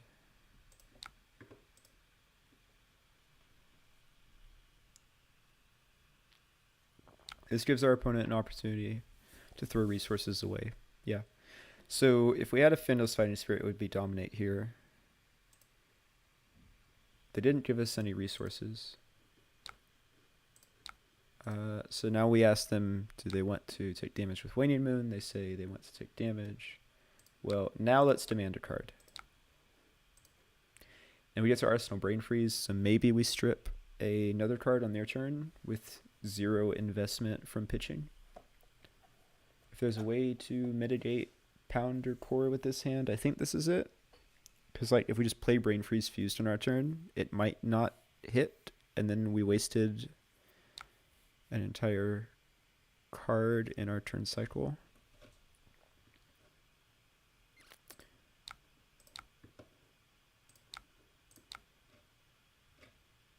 Oof, what a hand. All right. We get to respond to the Core and see if they have anything to take. Yes, they do. Spicy. So we've got a red 0 to 60, a throttle, and a blue 0 to 60.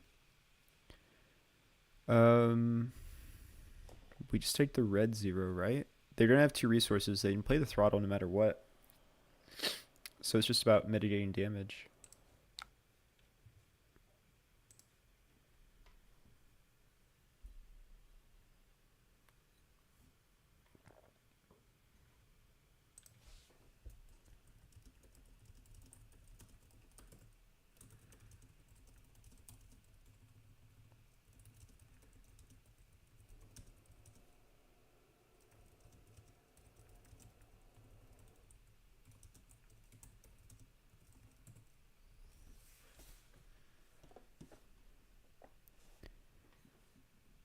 I don't know what our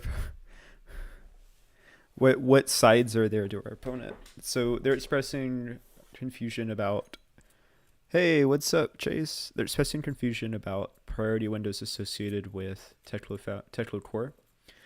For reference, something like Tunic is a trigger ability at the start of turn. No players have priority during the beginning phase, so you don't get to respond to it. Teklo Core is specifically templated as at the beginning of your action phase. Both players do have priority, instant speed, on top of every layer in the action phase. So that's why we get to respond to Teklo Core, but we don't get to respond to something like ticking up Tunic. Very important distinction that a lot of newer players get confused.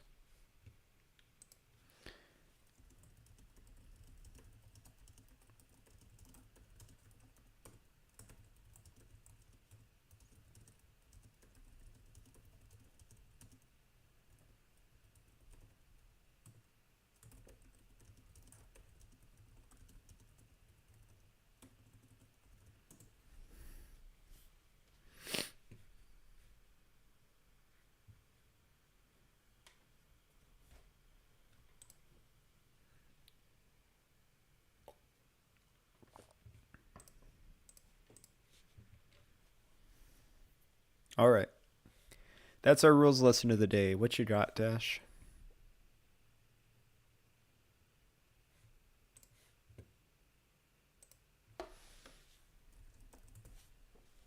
Okay. Hopefully they understand that interaction a bit better now.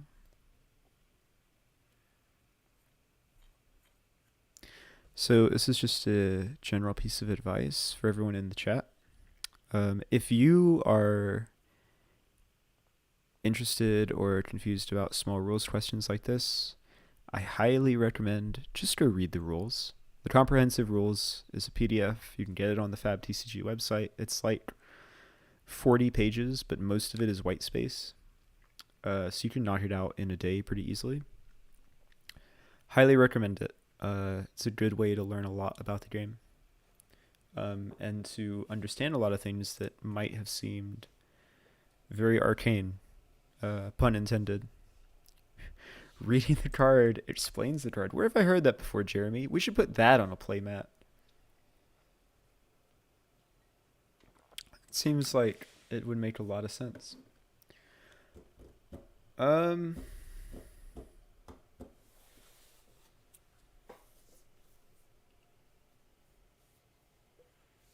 What does this hand do? So we have a choice. Are we blocking with Ice Vein or Fighting Spirit?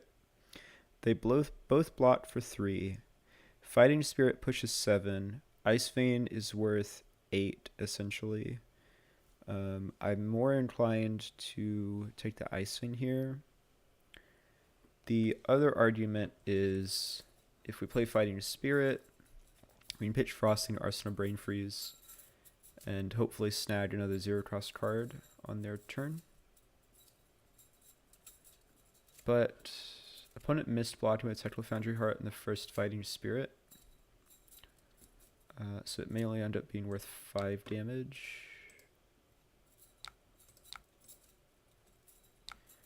We're going to take the greedy play, I think. Also, I'm just a sucker for some good arcane damage. Oh yeah, if they're just pistoling after this, we're in a good spot. I mean, not a good spot. We're down 13 life. And our opponent has a technical core, but what? Just with the casual misclick there.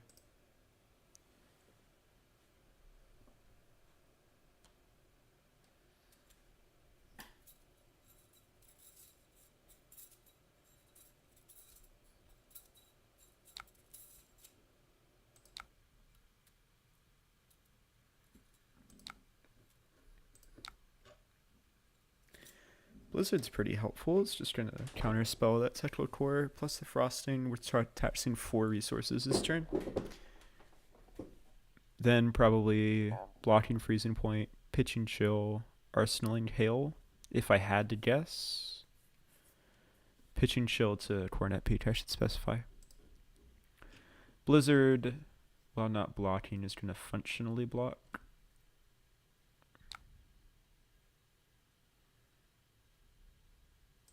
It was a mistake. Why did I not frostbite them start a turn?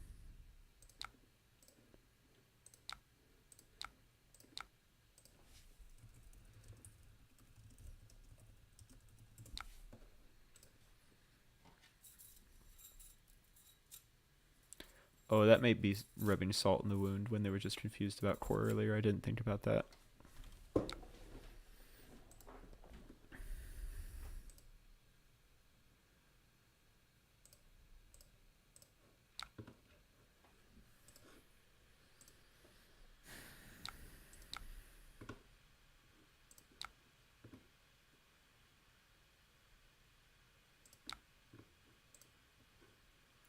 Do they have the spare blue?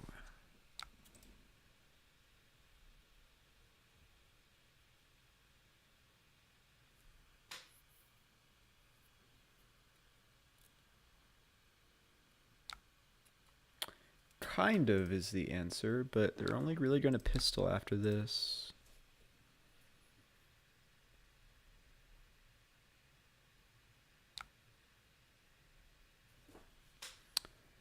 Oh, this is bad.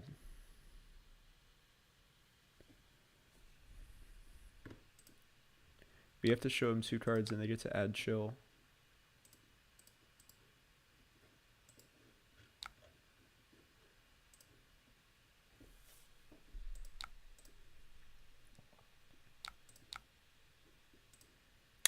Alright, their core is gone. They're going to have 3 cards, no arsenal, no pistol item. It's not... We're down 11. It's not the worst scenario to be in. It's not fantastic either. We just have to hope that their hand is pretty mediocre here.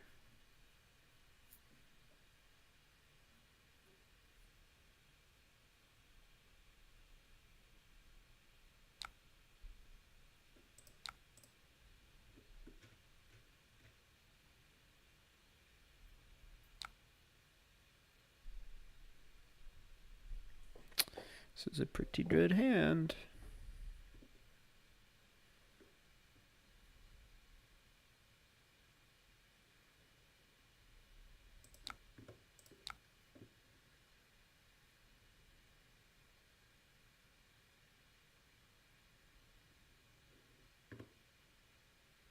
We just haven't found any use for Tunic throughout the game. This is pretty undisciplined.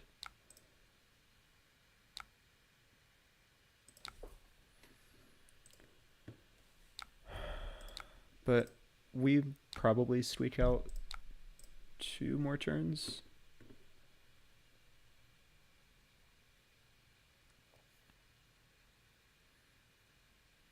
I'm just expecting pistol shot after this.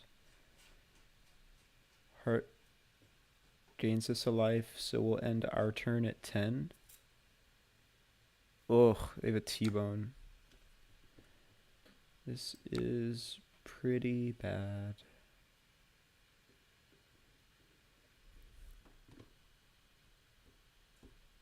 So now we're ending our turn at 7.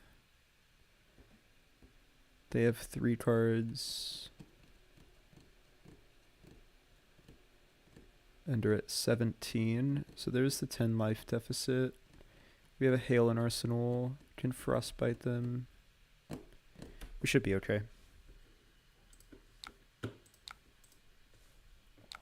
What I'm contemplating there is if we start throwing equipment for blocking, but I don't think we do.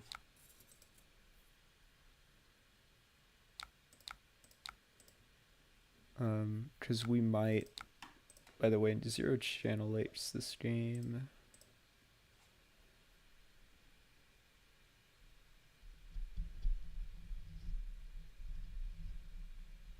We also have seen just 0 weather vanes.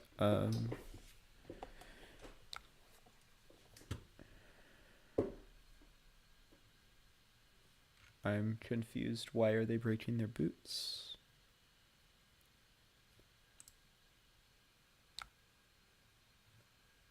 Oh, just to get an extra pistol shot? Sure. Now you don't have Arcane Barrier 1. This Ice Vein deals 5. Or you give me 2 cards. I'm really happy about that.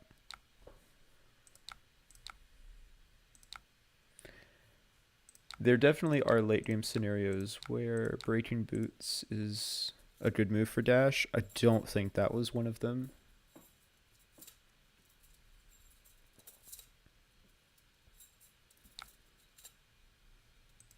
Oh, weird. They have chambers in. Hey, there's the magic card. This hand's all kind of funky.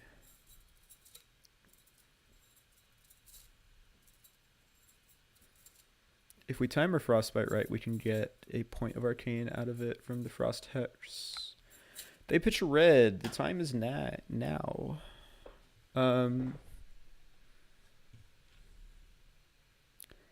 Did Grant go again? So this one Frostbite ruins their day. We don't need to play the Blizzard this turn, so we can pitch it to this hail right now.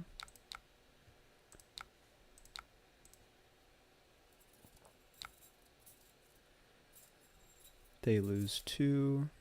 Unconventional plays.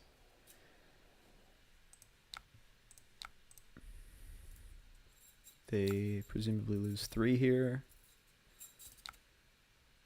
They're at 11 now.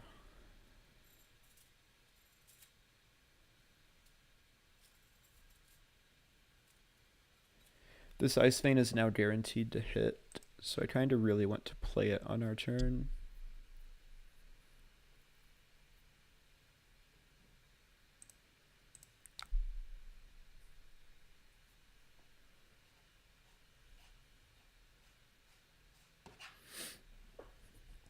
But also, we could make the discipline play.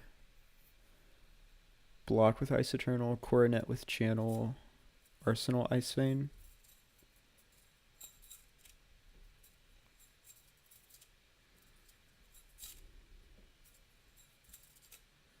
The issue is if we Arsenal the Channel like Frigid, that is not a damage spell.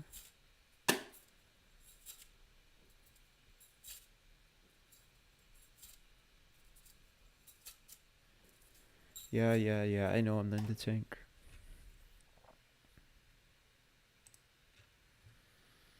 I think we need to be a little disciplined here. And live for killing on the next turn cycle, not this one. Yeah.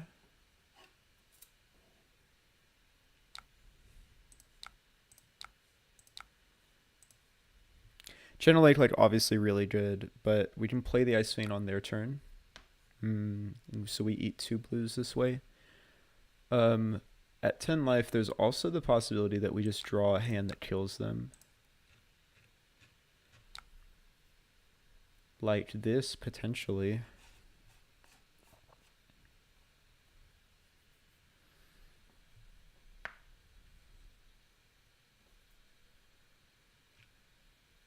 We can chump 9 damage this turn. 1, 2, 3, 4, 5, 6, 7, 8, 9. Play the Ice Vein on our turn. Pitch, Chill, Fuse Bolt, Arsenal Bolt, win. 4, 7, 8, 9, 10. But also if they tap out, we win. They're not going to tap out.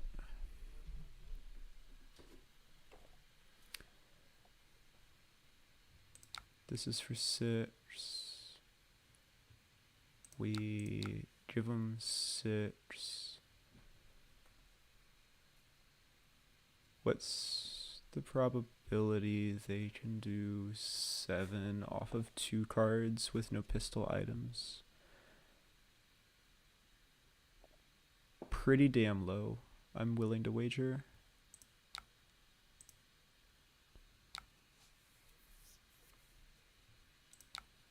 Pretty low. They need like red throttle specifically. So, okay, this is an interesting point, Scott. What is the fab equivalent of tapping out? It's been a while since I played Magic, for the record.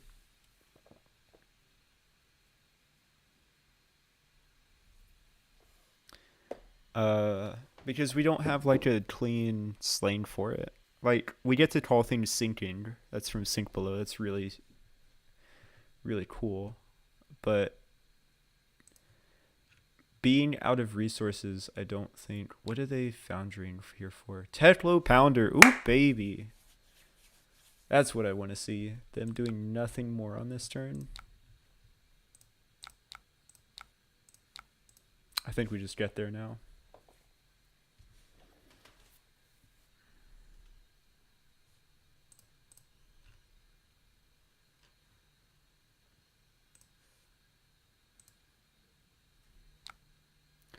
Unconventional plays for the win.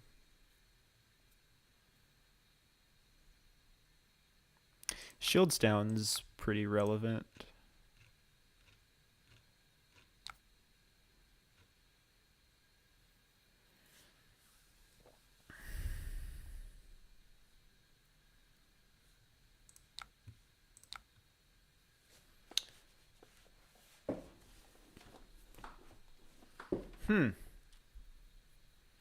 Hand is funky.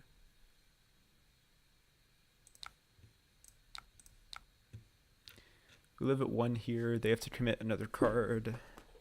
Pitch dropped. That's an interesting one, Chase.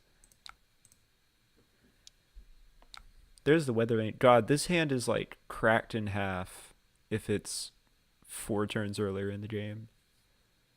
Tunic counter was up.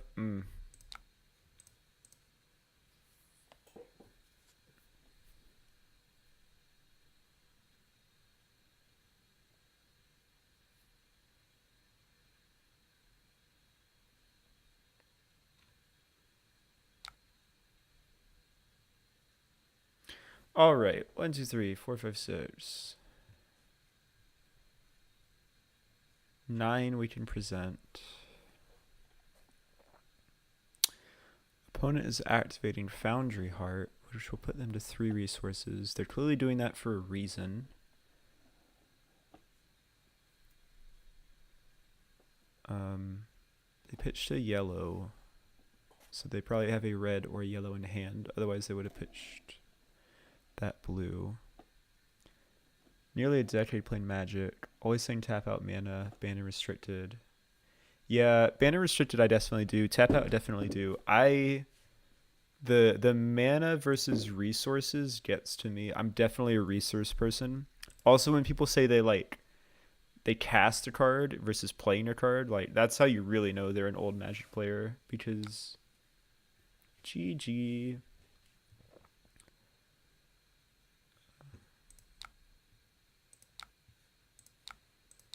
There's no casting in Fab, you're just playing the card.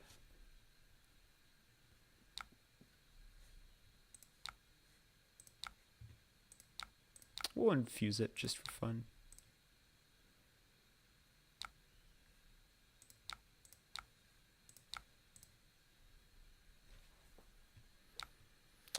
That was close. This is very scary. Okay, you got me there, Scott. We are wizards. We do cast things. Cast spells.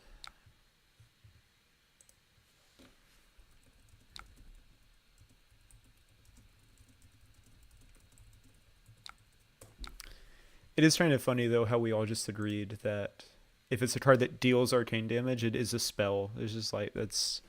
And everybody understands that.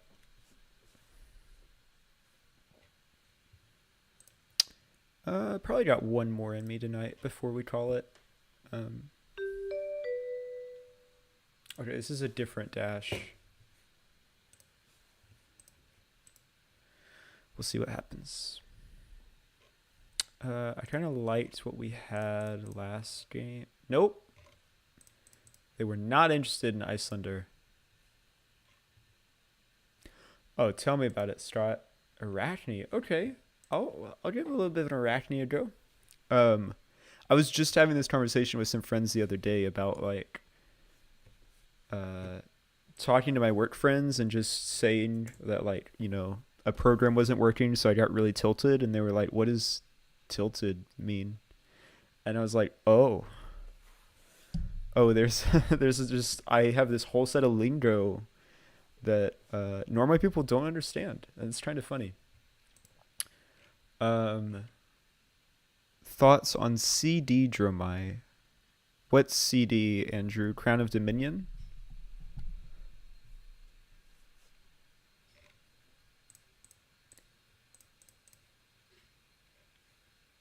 Blue block 3s. Combo. CC. Dromai's in a weird spot, so... Alright, by the way, I expect this Arakni to be fatigued, so I'm kind of siding to be quite combo-y.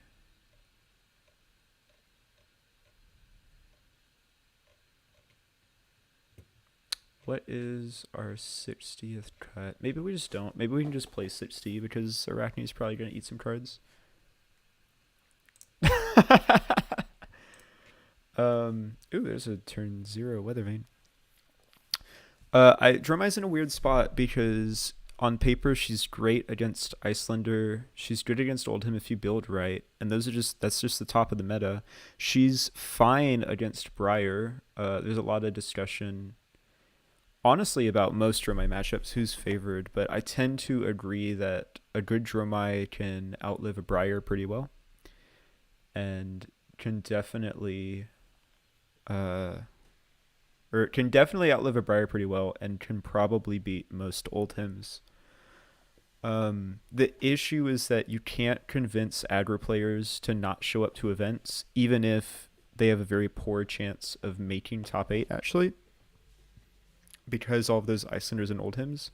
So it's hard for her to get past the first few rounds of the game, few rounds of the tournament, where all those Phis eat her up. 66 in Arachney until recently. Yeah, I'm not sure how many cards I'm supposed to present into Arachney. I think generally more than any matchup, it's like cut the bad cards, leave the good cards in. And if the good cards happen to be more than 60, that's perfectly acceptable. This is a sweet value play.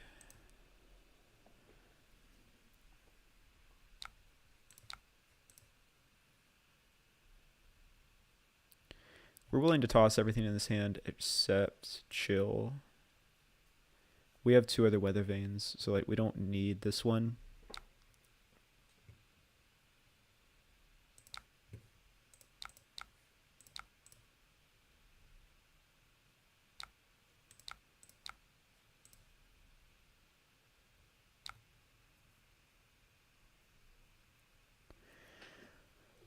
So the honest answer, Chase, is that Arachne bad. Arachne really bad.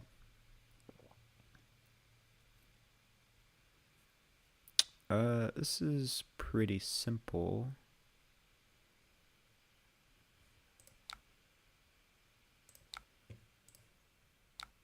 Play the chill, play the ice eternal, play the moon. And then Arsenal Polarblast. Arachne is like fine against the aggro decks, but it just absolutely loses to Oldhim. It's not great against Iyslander, and it's very difficult to play. And all of that makes for... Ooh, we got a Sigil Permafrost right next to a freezing point in our second cycle. That is sweet. Dromai also is a terrible matchup. You have to try to fatigue him, and it's very easy to go to time. We're going to take the suboptimal play here, not floating 2 for Waning Moon, because we just stacked a freezing point next to a Sigil. Yeah, Surgical is dumb. Importantly, the sack doesn't have Go Again, because they're not playing black decks, which is correct. I think this equipment loadout is about what Arachne should be playing into Iyslander.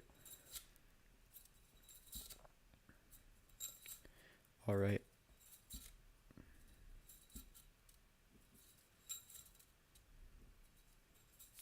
Put it on the bottom. Good, good, good.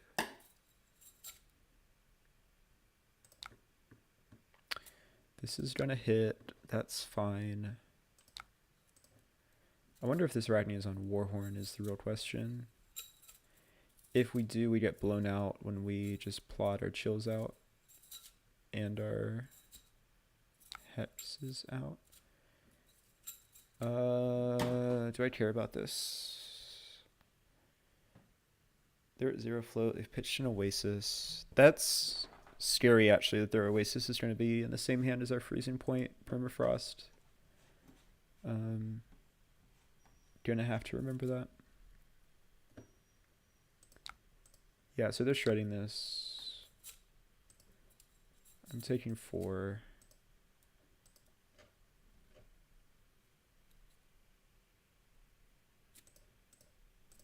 I am lagging out, is what I'm doing. Uh-oh. Technical difficulties.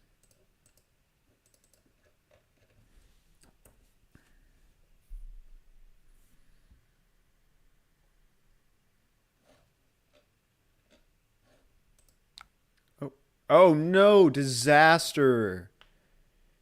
They hit the hex off of the blind banish on top. Oh boy. Alright, well now we have to play a tempo game.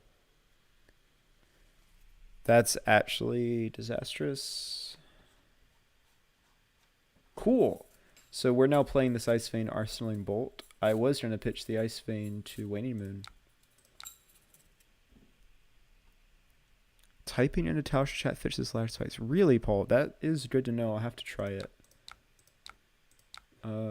This is really worrying, though.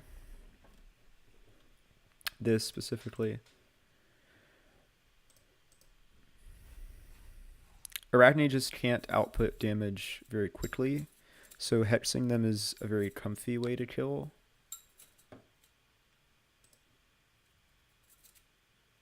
the fact that they got one off of a blind banish because their Arakni trigger, they bottomed the card, means that we're kind of in trouble this game all of a sudden.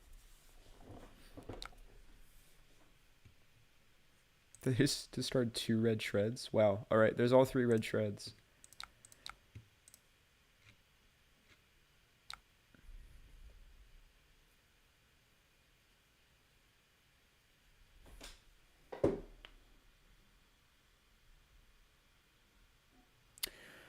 Well, this hand is awkward as all hell.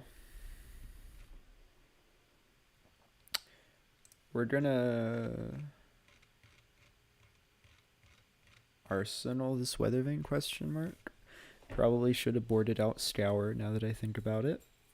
That's on me. But it's wrong to not push 6 arcane damage while I can here.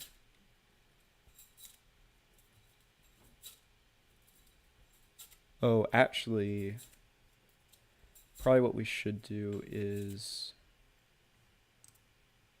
since they're going to have an Oasis near that freezing point, pitch this vein into second cycle, Arsenal the freezing point, and wait for this vein to come back, and then play it on our turn. That just might be the play. So we're going to give 2 cards. Coronet question mark? No, we're just gonna block and Arsenal. Yep. Alright. We found the line.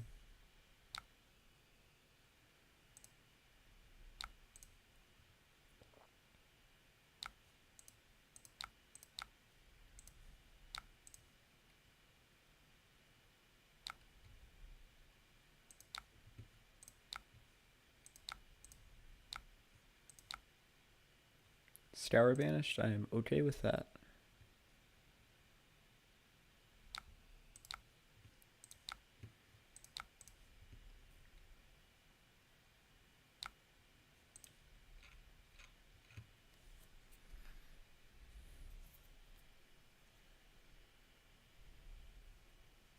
Wow, another freezing point.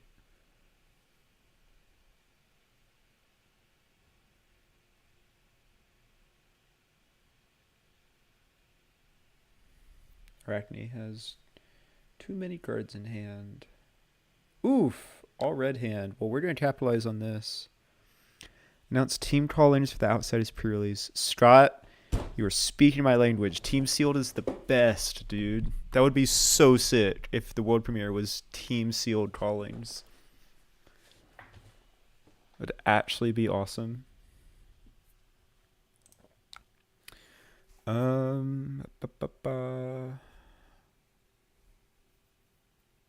We're not going to fuse this. It's a waste of a chill trigger. Is it, though? Maybe it's not.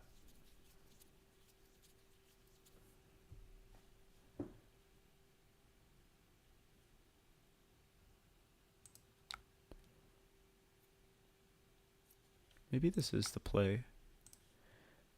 We're going to push another 6 arcane damage here.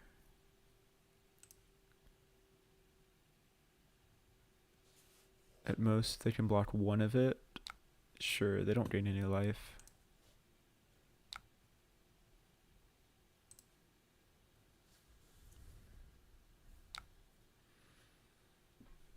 And more pitch stacking.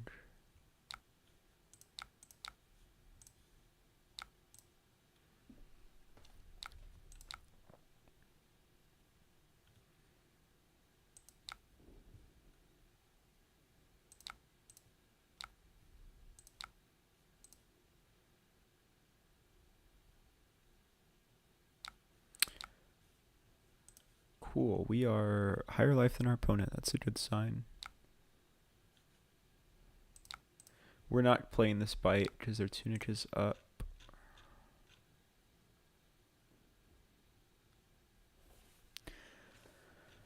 I'm kind of interested in fusing this in case. Well, we're not playing the bite if they're just passing with 4 cards in hand. We're going to play the bite in our turn. You kidding? This hand's actually disgusting. We get to double bite, fuse an encase, pitch a Polar Blast to Waning Moon, and then Arsenal and Emeritus Scolding. Oof, they were definitely expecting Bully. This is... I don't know, Strat. Maybe they're... I mean, they've pitched like a lot of reds and stuff randomly. But they just discarded Fate to Winter's Bite. We have another Winter's Bite. I'm not sure that this Arakni really knows what their role is in the matchup, maybe. Sure, you can tuner this one.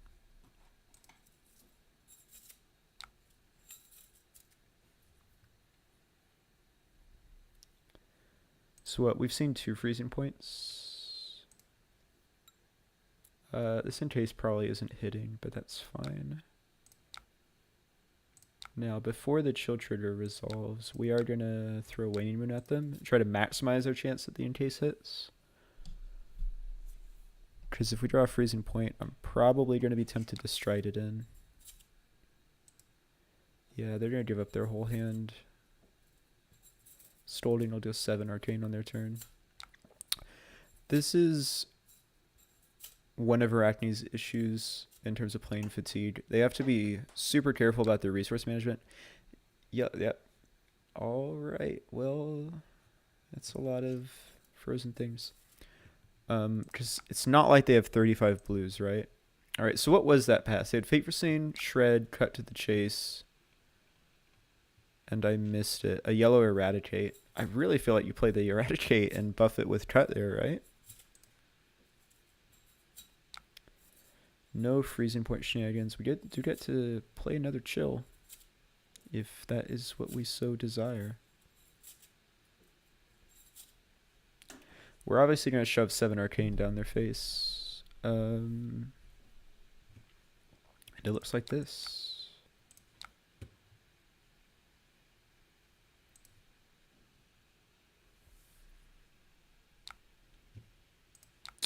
Been sitting on their arsenal for a while as well.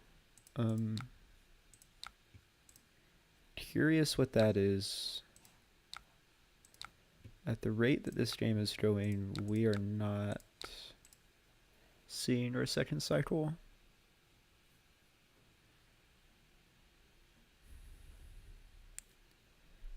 Interesting lines from our opponents.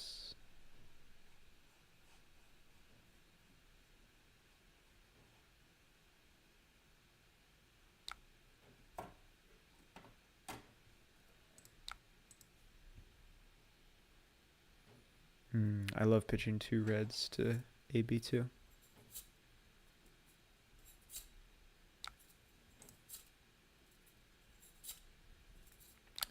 There's a Hex.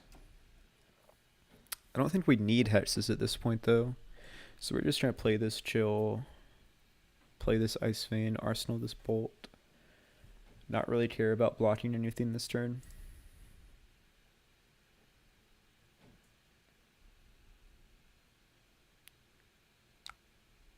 Ooh, they left it there. What are they gonna get?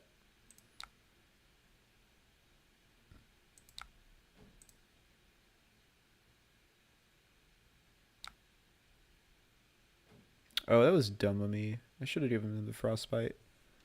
That's fine. Well, Sigil's an instant, so they can just always play it. Doesn't actually matter if we bite them there or not.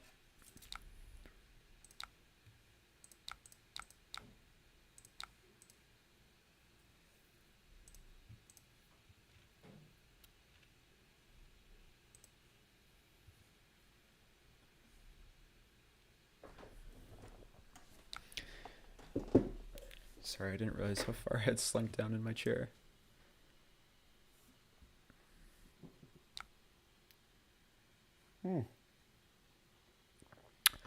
Always happy to see that card not played.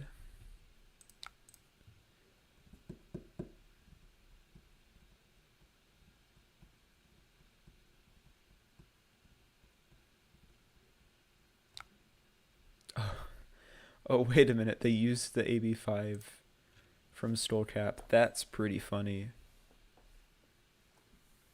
That's pretty dang funny.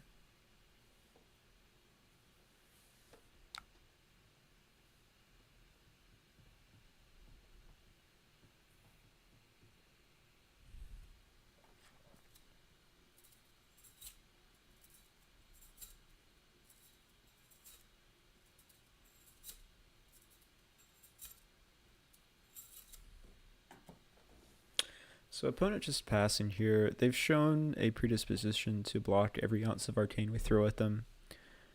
So I'm kind of interested in playing the Ice Bolt on our turn, along with the Waning Moon and the Channel Light Frigid, and then arsenaling the Emeritus Scolding. Because it presents 5 Arcane, locks him down under a CLF, and we get to arsenal something that's worth 1 more damage.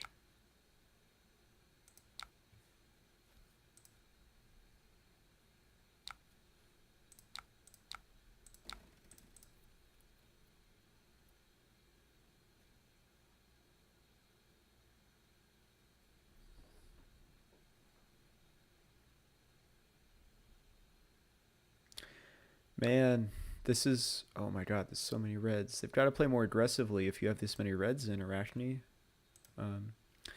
This is why we play Arcane, though. That feeling of watching your opponent pitch a sink below to stop Arcane damage. Love when my opponents get 1 value off of a card.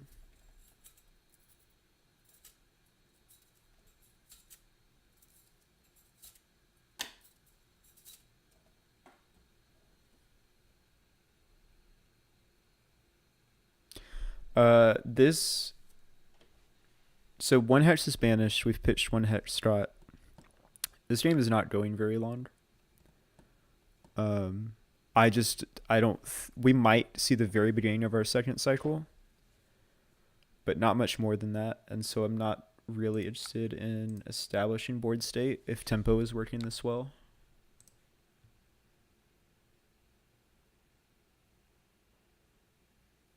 Like, we're about to put them to 14 and we're at 25.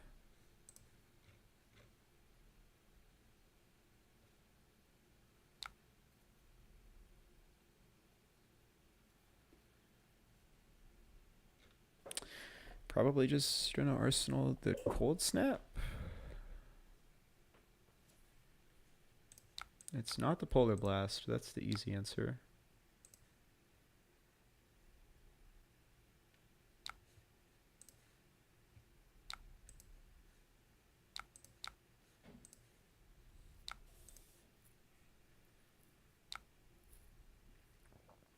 They've shown us they have Oases. I have to imagine that's what's in their arsenal.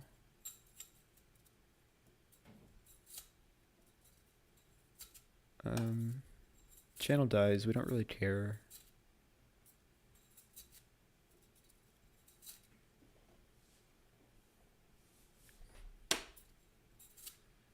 Yeah, I think we're just gonna arsenal the Frosting after fusing this in case. A damage is a damage.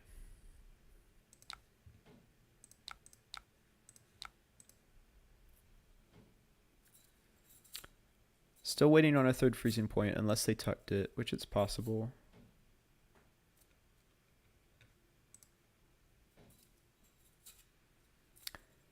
Kinda crazy to me how fine Encase feels even against AB3, because it's just like trading a blue, one of our cards for a blue of their cards at that point. Oh my god, sure. If you want to play Oasis when I have a Channel 8 Frigid out, go for it. So if they give us a blue to stop Encases on hit, like, that's better than most Coronet peeps. Card still blocks 3. You can stride it in. I think it's a really solid role player. Alright, this is pretty sick. Yeah, glad I could convince you. Well, this Encase is guaranteed to hit because they're resolving a chill with 1 card in hand. Show me that freezing point. Huh? Oh, they had an Oasis, right? I'm dumb.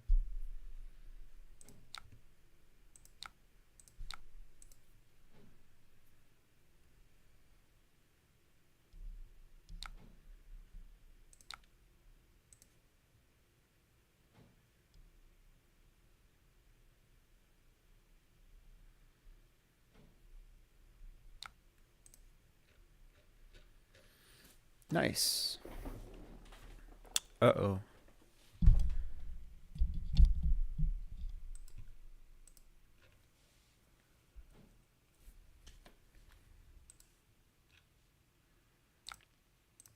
Having some disconnect issues.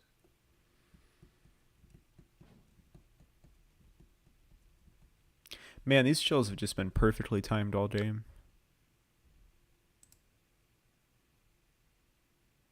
I guess we have missed a lot of incidental damage from hexes. How's stream health? It's good on my end. I think it's my opponent's end that we're having the disconnect issues. I'm good to resolve my free 1 arcane damage. Yeah, in cases weird, I'm kind of annoyed at myself that I didn't pick it up earlier. I kind of just dismissed it because I looked and said, it's 3 arcane, everyone has AB3, who cares? But like being the same rate as Aether Hail, but being so much more flexible, it's been really appealing to me lately. Cool. My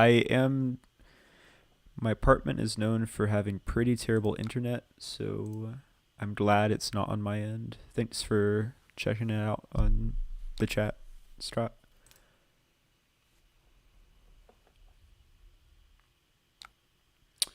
Not enough to stride into kill here, but we get to play an Ice Vein and refresh our chill. How many veins do we have left, actually? Because we might just arsenal the frosting.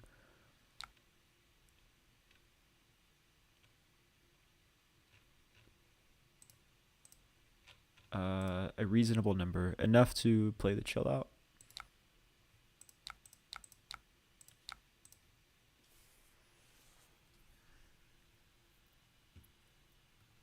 I take it back. Maybe we will see second cycle. It's going to be close. It's going to be very close this game.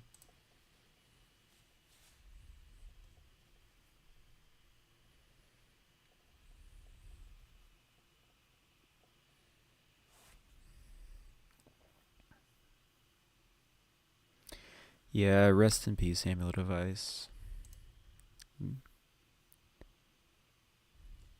Amulet ban made me really sad. It was a great idea for a targeted ban that tunes us down a little bit in every matchup. But like the card didn't, it was very good, obviously. I don't think it did anything truly broken.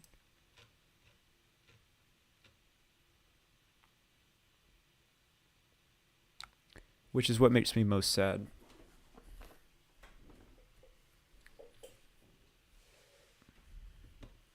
This is an awkward hand. Probably not playing the chill this turn. That's our third freezing point, but it's not in a good position to do anything. So probably blocking with it, playing the Ice Vein, pitching the Hail to Moon, and resetting for the next turn cycle.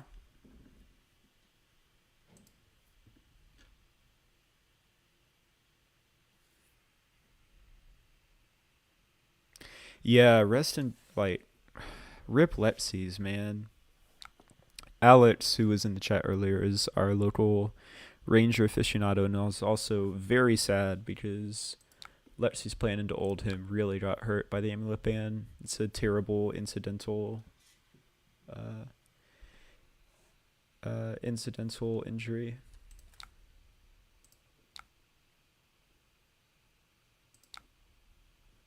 Sure.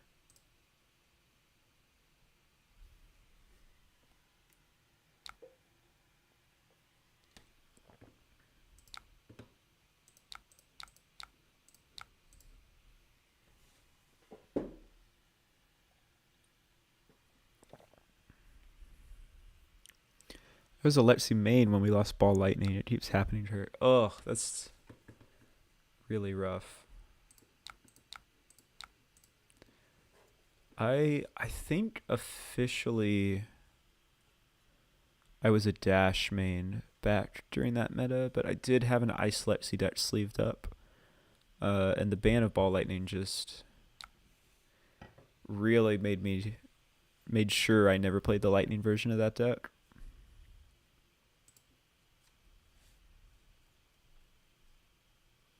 Which is a shame, because it's a really cool aggro deck, because Lightning's whole scheme is like, you know, block 4 or take 11. It's like, oh, I think I'll block 4. It really makes like the on hit effects, haha, it's the whole channel name, feel really relevant for Fab. The Lightning like style of deck building specifically. And it's frustrating that it kind of just devolved into Ball Lightning spam. Ball Lightning Sting of Sorcery was a very cool way to pitch stack and endgame against Old Him. Yes, the issue is that everything else Ball Lightning did was like so dumb. It was absolutely not okay. Yeah, that is the only way to describe that.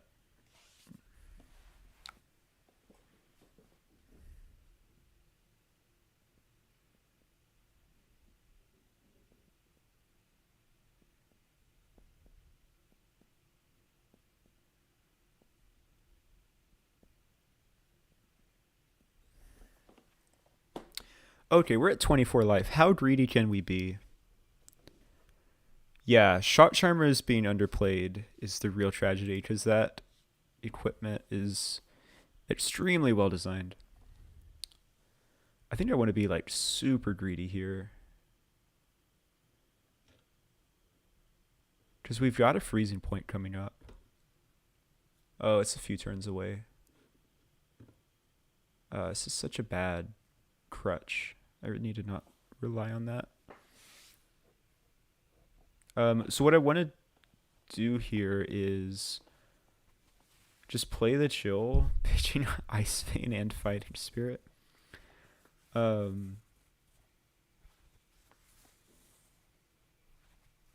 Arsenal, Weathervane, and Sandbag Ice Eternal. That can't be correct, surely.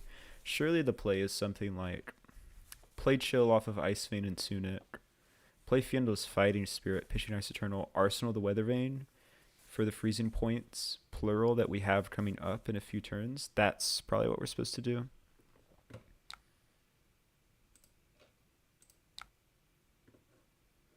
Oh, I have to do that.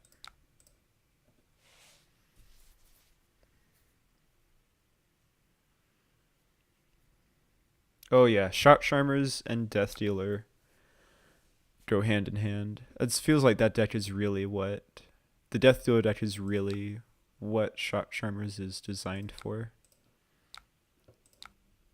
Oh, they got my heart. Okay. Call me the Tin Man. Hey, here's 7. You should probably block it.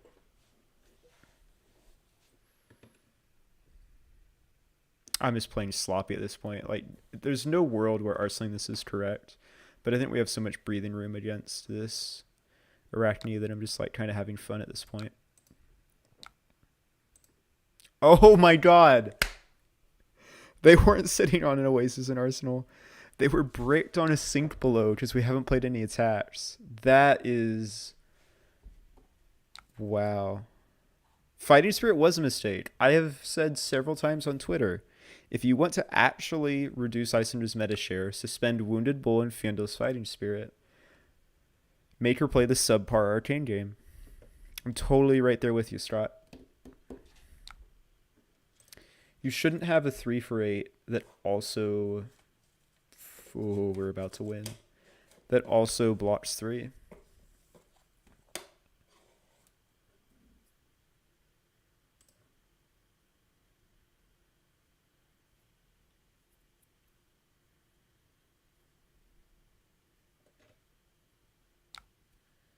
Okay, this turn cycle is actually about to be obscene, because I know that in our next hand, because this is one of our marker cards, in our next hand will be a freezing point. I'm 90% sure.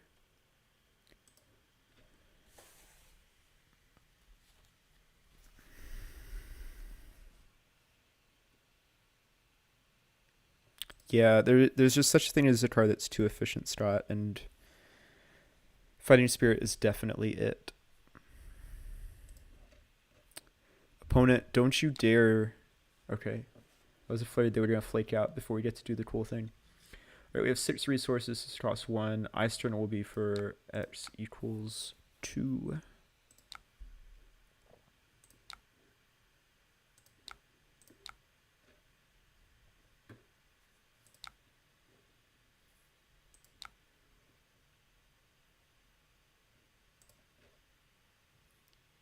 Wait. Whoa. Why did I not fuse? There we go. So we strip a card. We make 6 Frostbite, steal 6 Arcane, Arsenal Ice Bolt, and then I believe we draw a Freezing Point next hand. This is going out in style.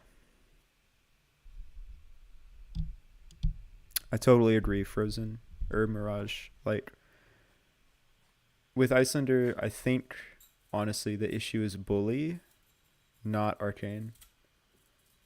So I would prefer that they target cards that specifically hit Bully, not Iyslander in general. The ice cards are good, obviously, but they're not the problem.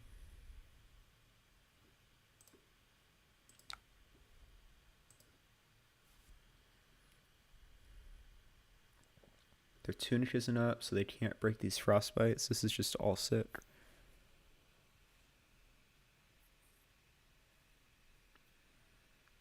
Well, I think most generics are fine strat. Like, Erase Face was a really happy medium between Command and Conquer and unplayable garbage. Because there's a world where Erase Face blocks 3 and it's just obscene.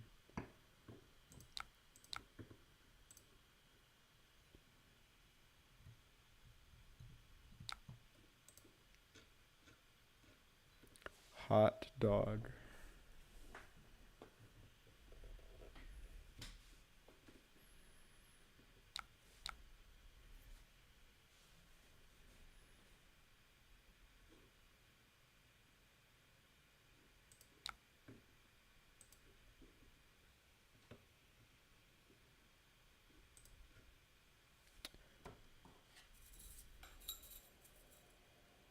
Come on, opponent. Don't quit on me on the turn I win. Yeah, that's very true, strat. Like, can you imagine if CNC was printed today? It would not block 3. E-Strike is a very good card, but I'm wondering if it's too good.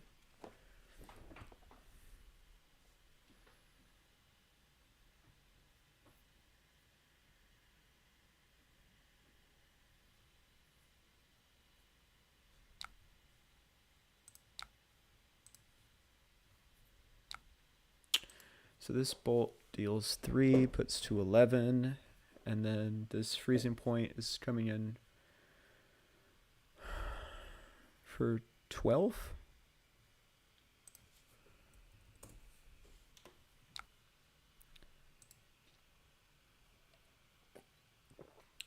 Well, in typical on-hit effect stream fashion, we finally win the game with like the marquee card on the last game of the stream. Always try to leave you with a cliffhanger, make you wait till the end in suspense. 12 damage off that freezing point. Hot dog. Okay. Well, we had some opponents that made some interesting decisions, but overall, that was a set of Talishar games. Freezing point OP. I don't know what's OP. If it was OP, it would probably be in some Michael Hamilton deck lists, but it's definitely fun and it's definitely pretty good in the right situations. I don't know how many Eisenhower Weathervanes I actually want to be playing right now. Excuse me. The reds are definitely incredible. Blues I'm not so interested in. Hamilton also OP. That's just like an objective statement. Yeah, actual goat. Man, remember a year ago when we were like having discussions about who the fab goat was? It's, it's so long ago. So many things have happened. But this list is feeling fun. I don't know if it's feeling good, but it's feeling fun. Like Bully just wins every game tonight as well, and probably much more comfortably. I'm also new on the list though, so we gotta cut some slack there. Yellow Weathervane is like a 1 for 3 frostbites. I'm not so sure. Hamilton could win a calling with a poker deck, I think. That's just called Warrior, right? Like, you swing Dawnblade, and then you sit and think with your opponent for about 4 minutes as you play a game of just who has the better poker face, and then they set down their blocks. What? Hamilton has plot armor. Yeah. That finals game of the Calling, man. Talk about plot armor. Poor Charles, like, his Warhorn was literally in the bottom 8 cards of his deck. It was a true 1%er. Like, I think if they replay that 10 more times, Charles wins 9 of them. Because, like, so fun fact, Hamilton's one loss in Swiss was to Charles. Regardless, like, obviously Hamilton navigated that game beautifully. Getting those damage windows open without 3 chills was seriously impressive. Why are Warrior players in shambles? Warrior poker is like one of the cooler aspects of the class. That's a selling point. That's not a drawback. I'm sorry, I didn't mean that to be offensive if we have any Dorinthia mains in the chat. Time to play a different hero. If he continues to win, then all is confirmed. Man, I know, right, Mirage? I really wish Hamilton would pick up a different hero so that Iyslander would stop LLing so fast. I wanted to play this hero for a long time, and then it turns out she's kind of busted in half. Oops.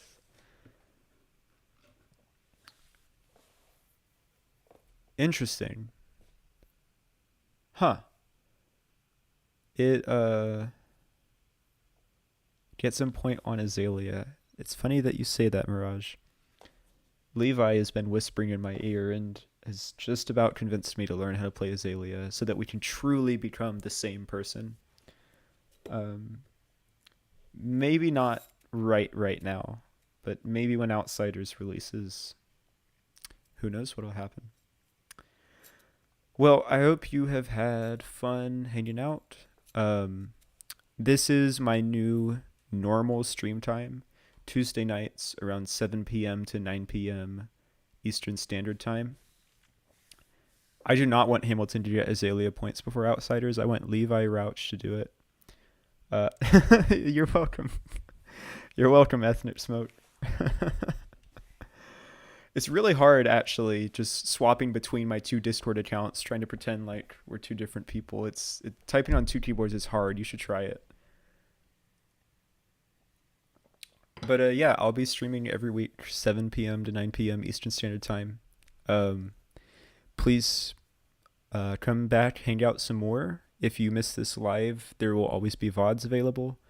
And if you haven't subscribed yet, please do try to subscribe. It really helps me feel better and more motivated to do these streams.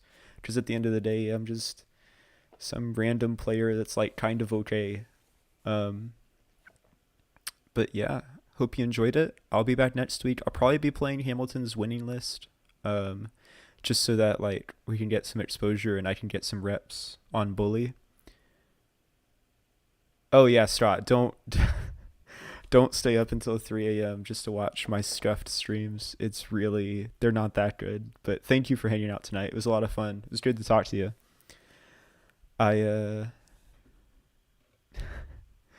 I'll give myself credit where credit is due.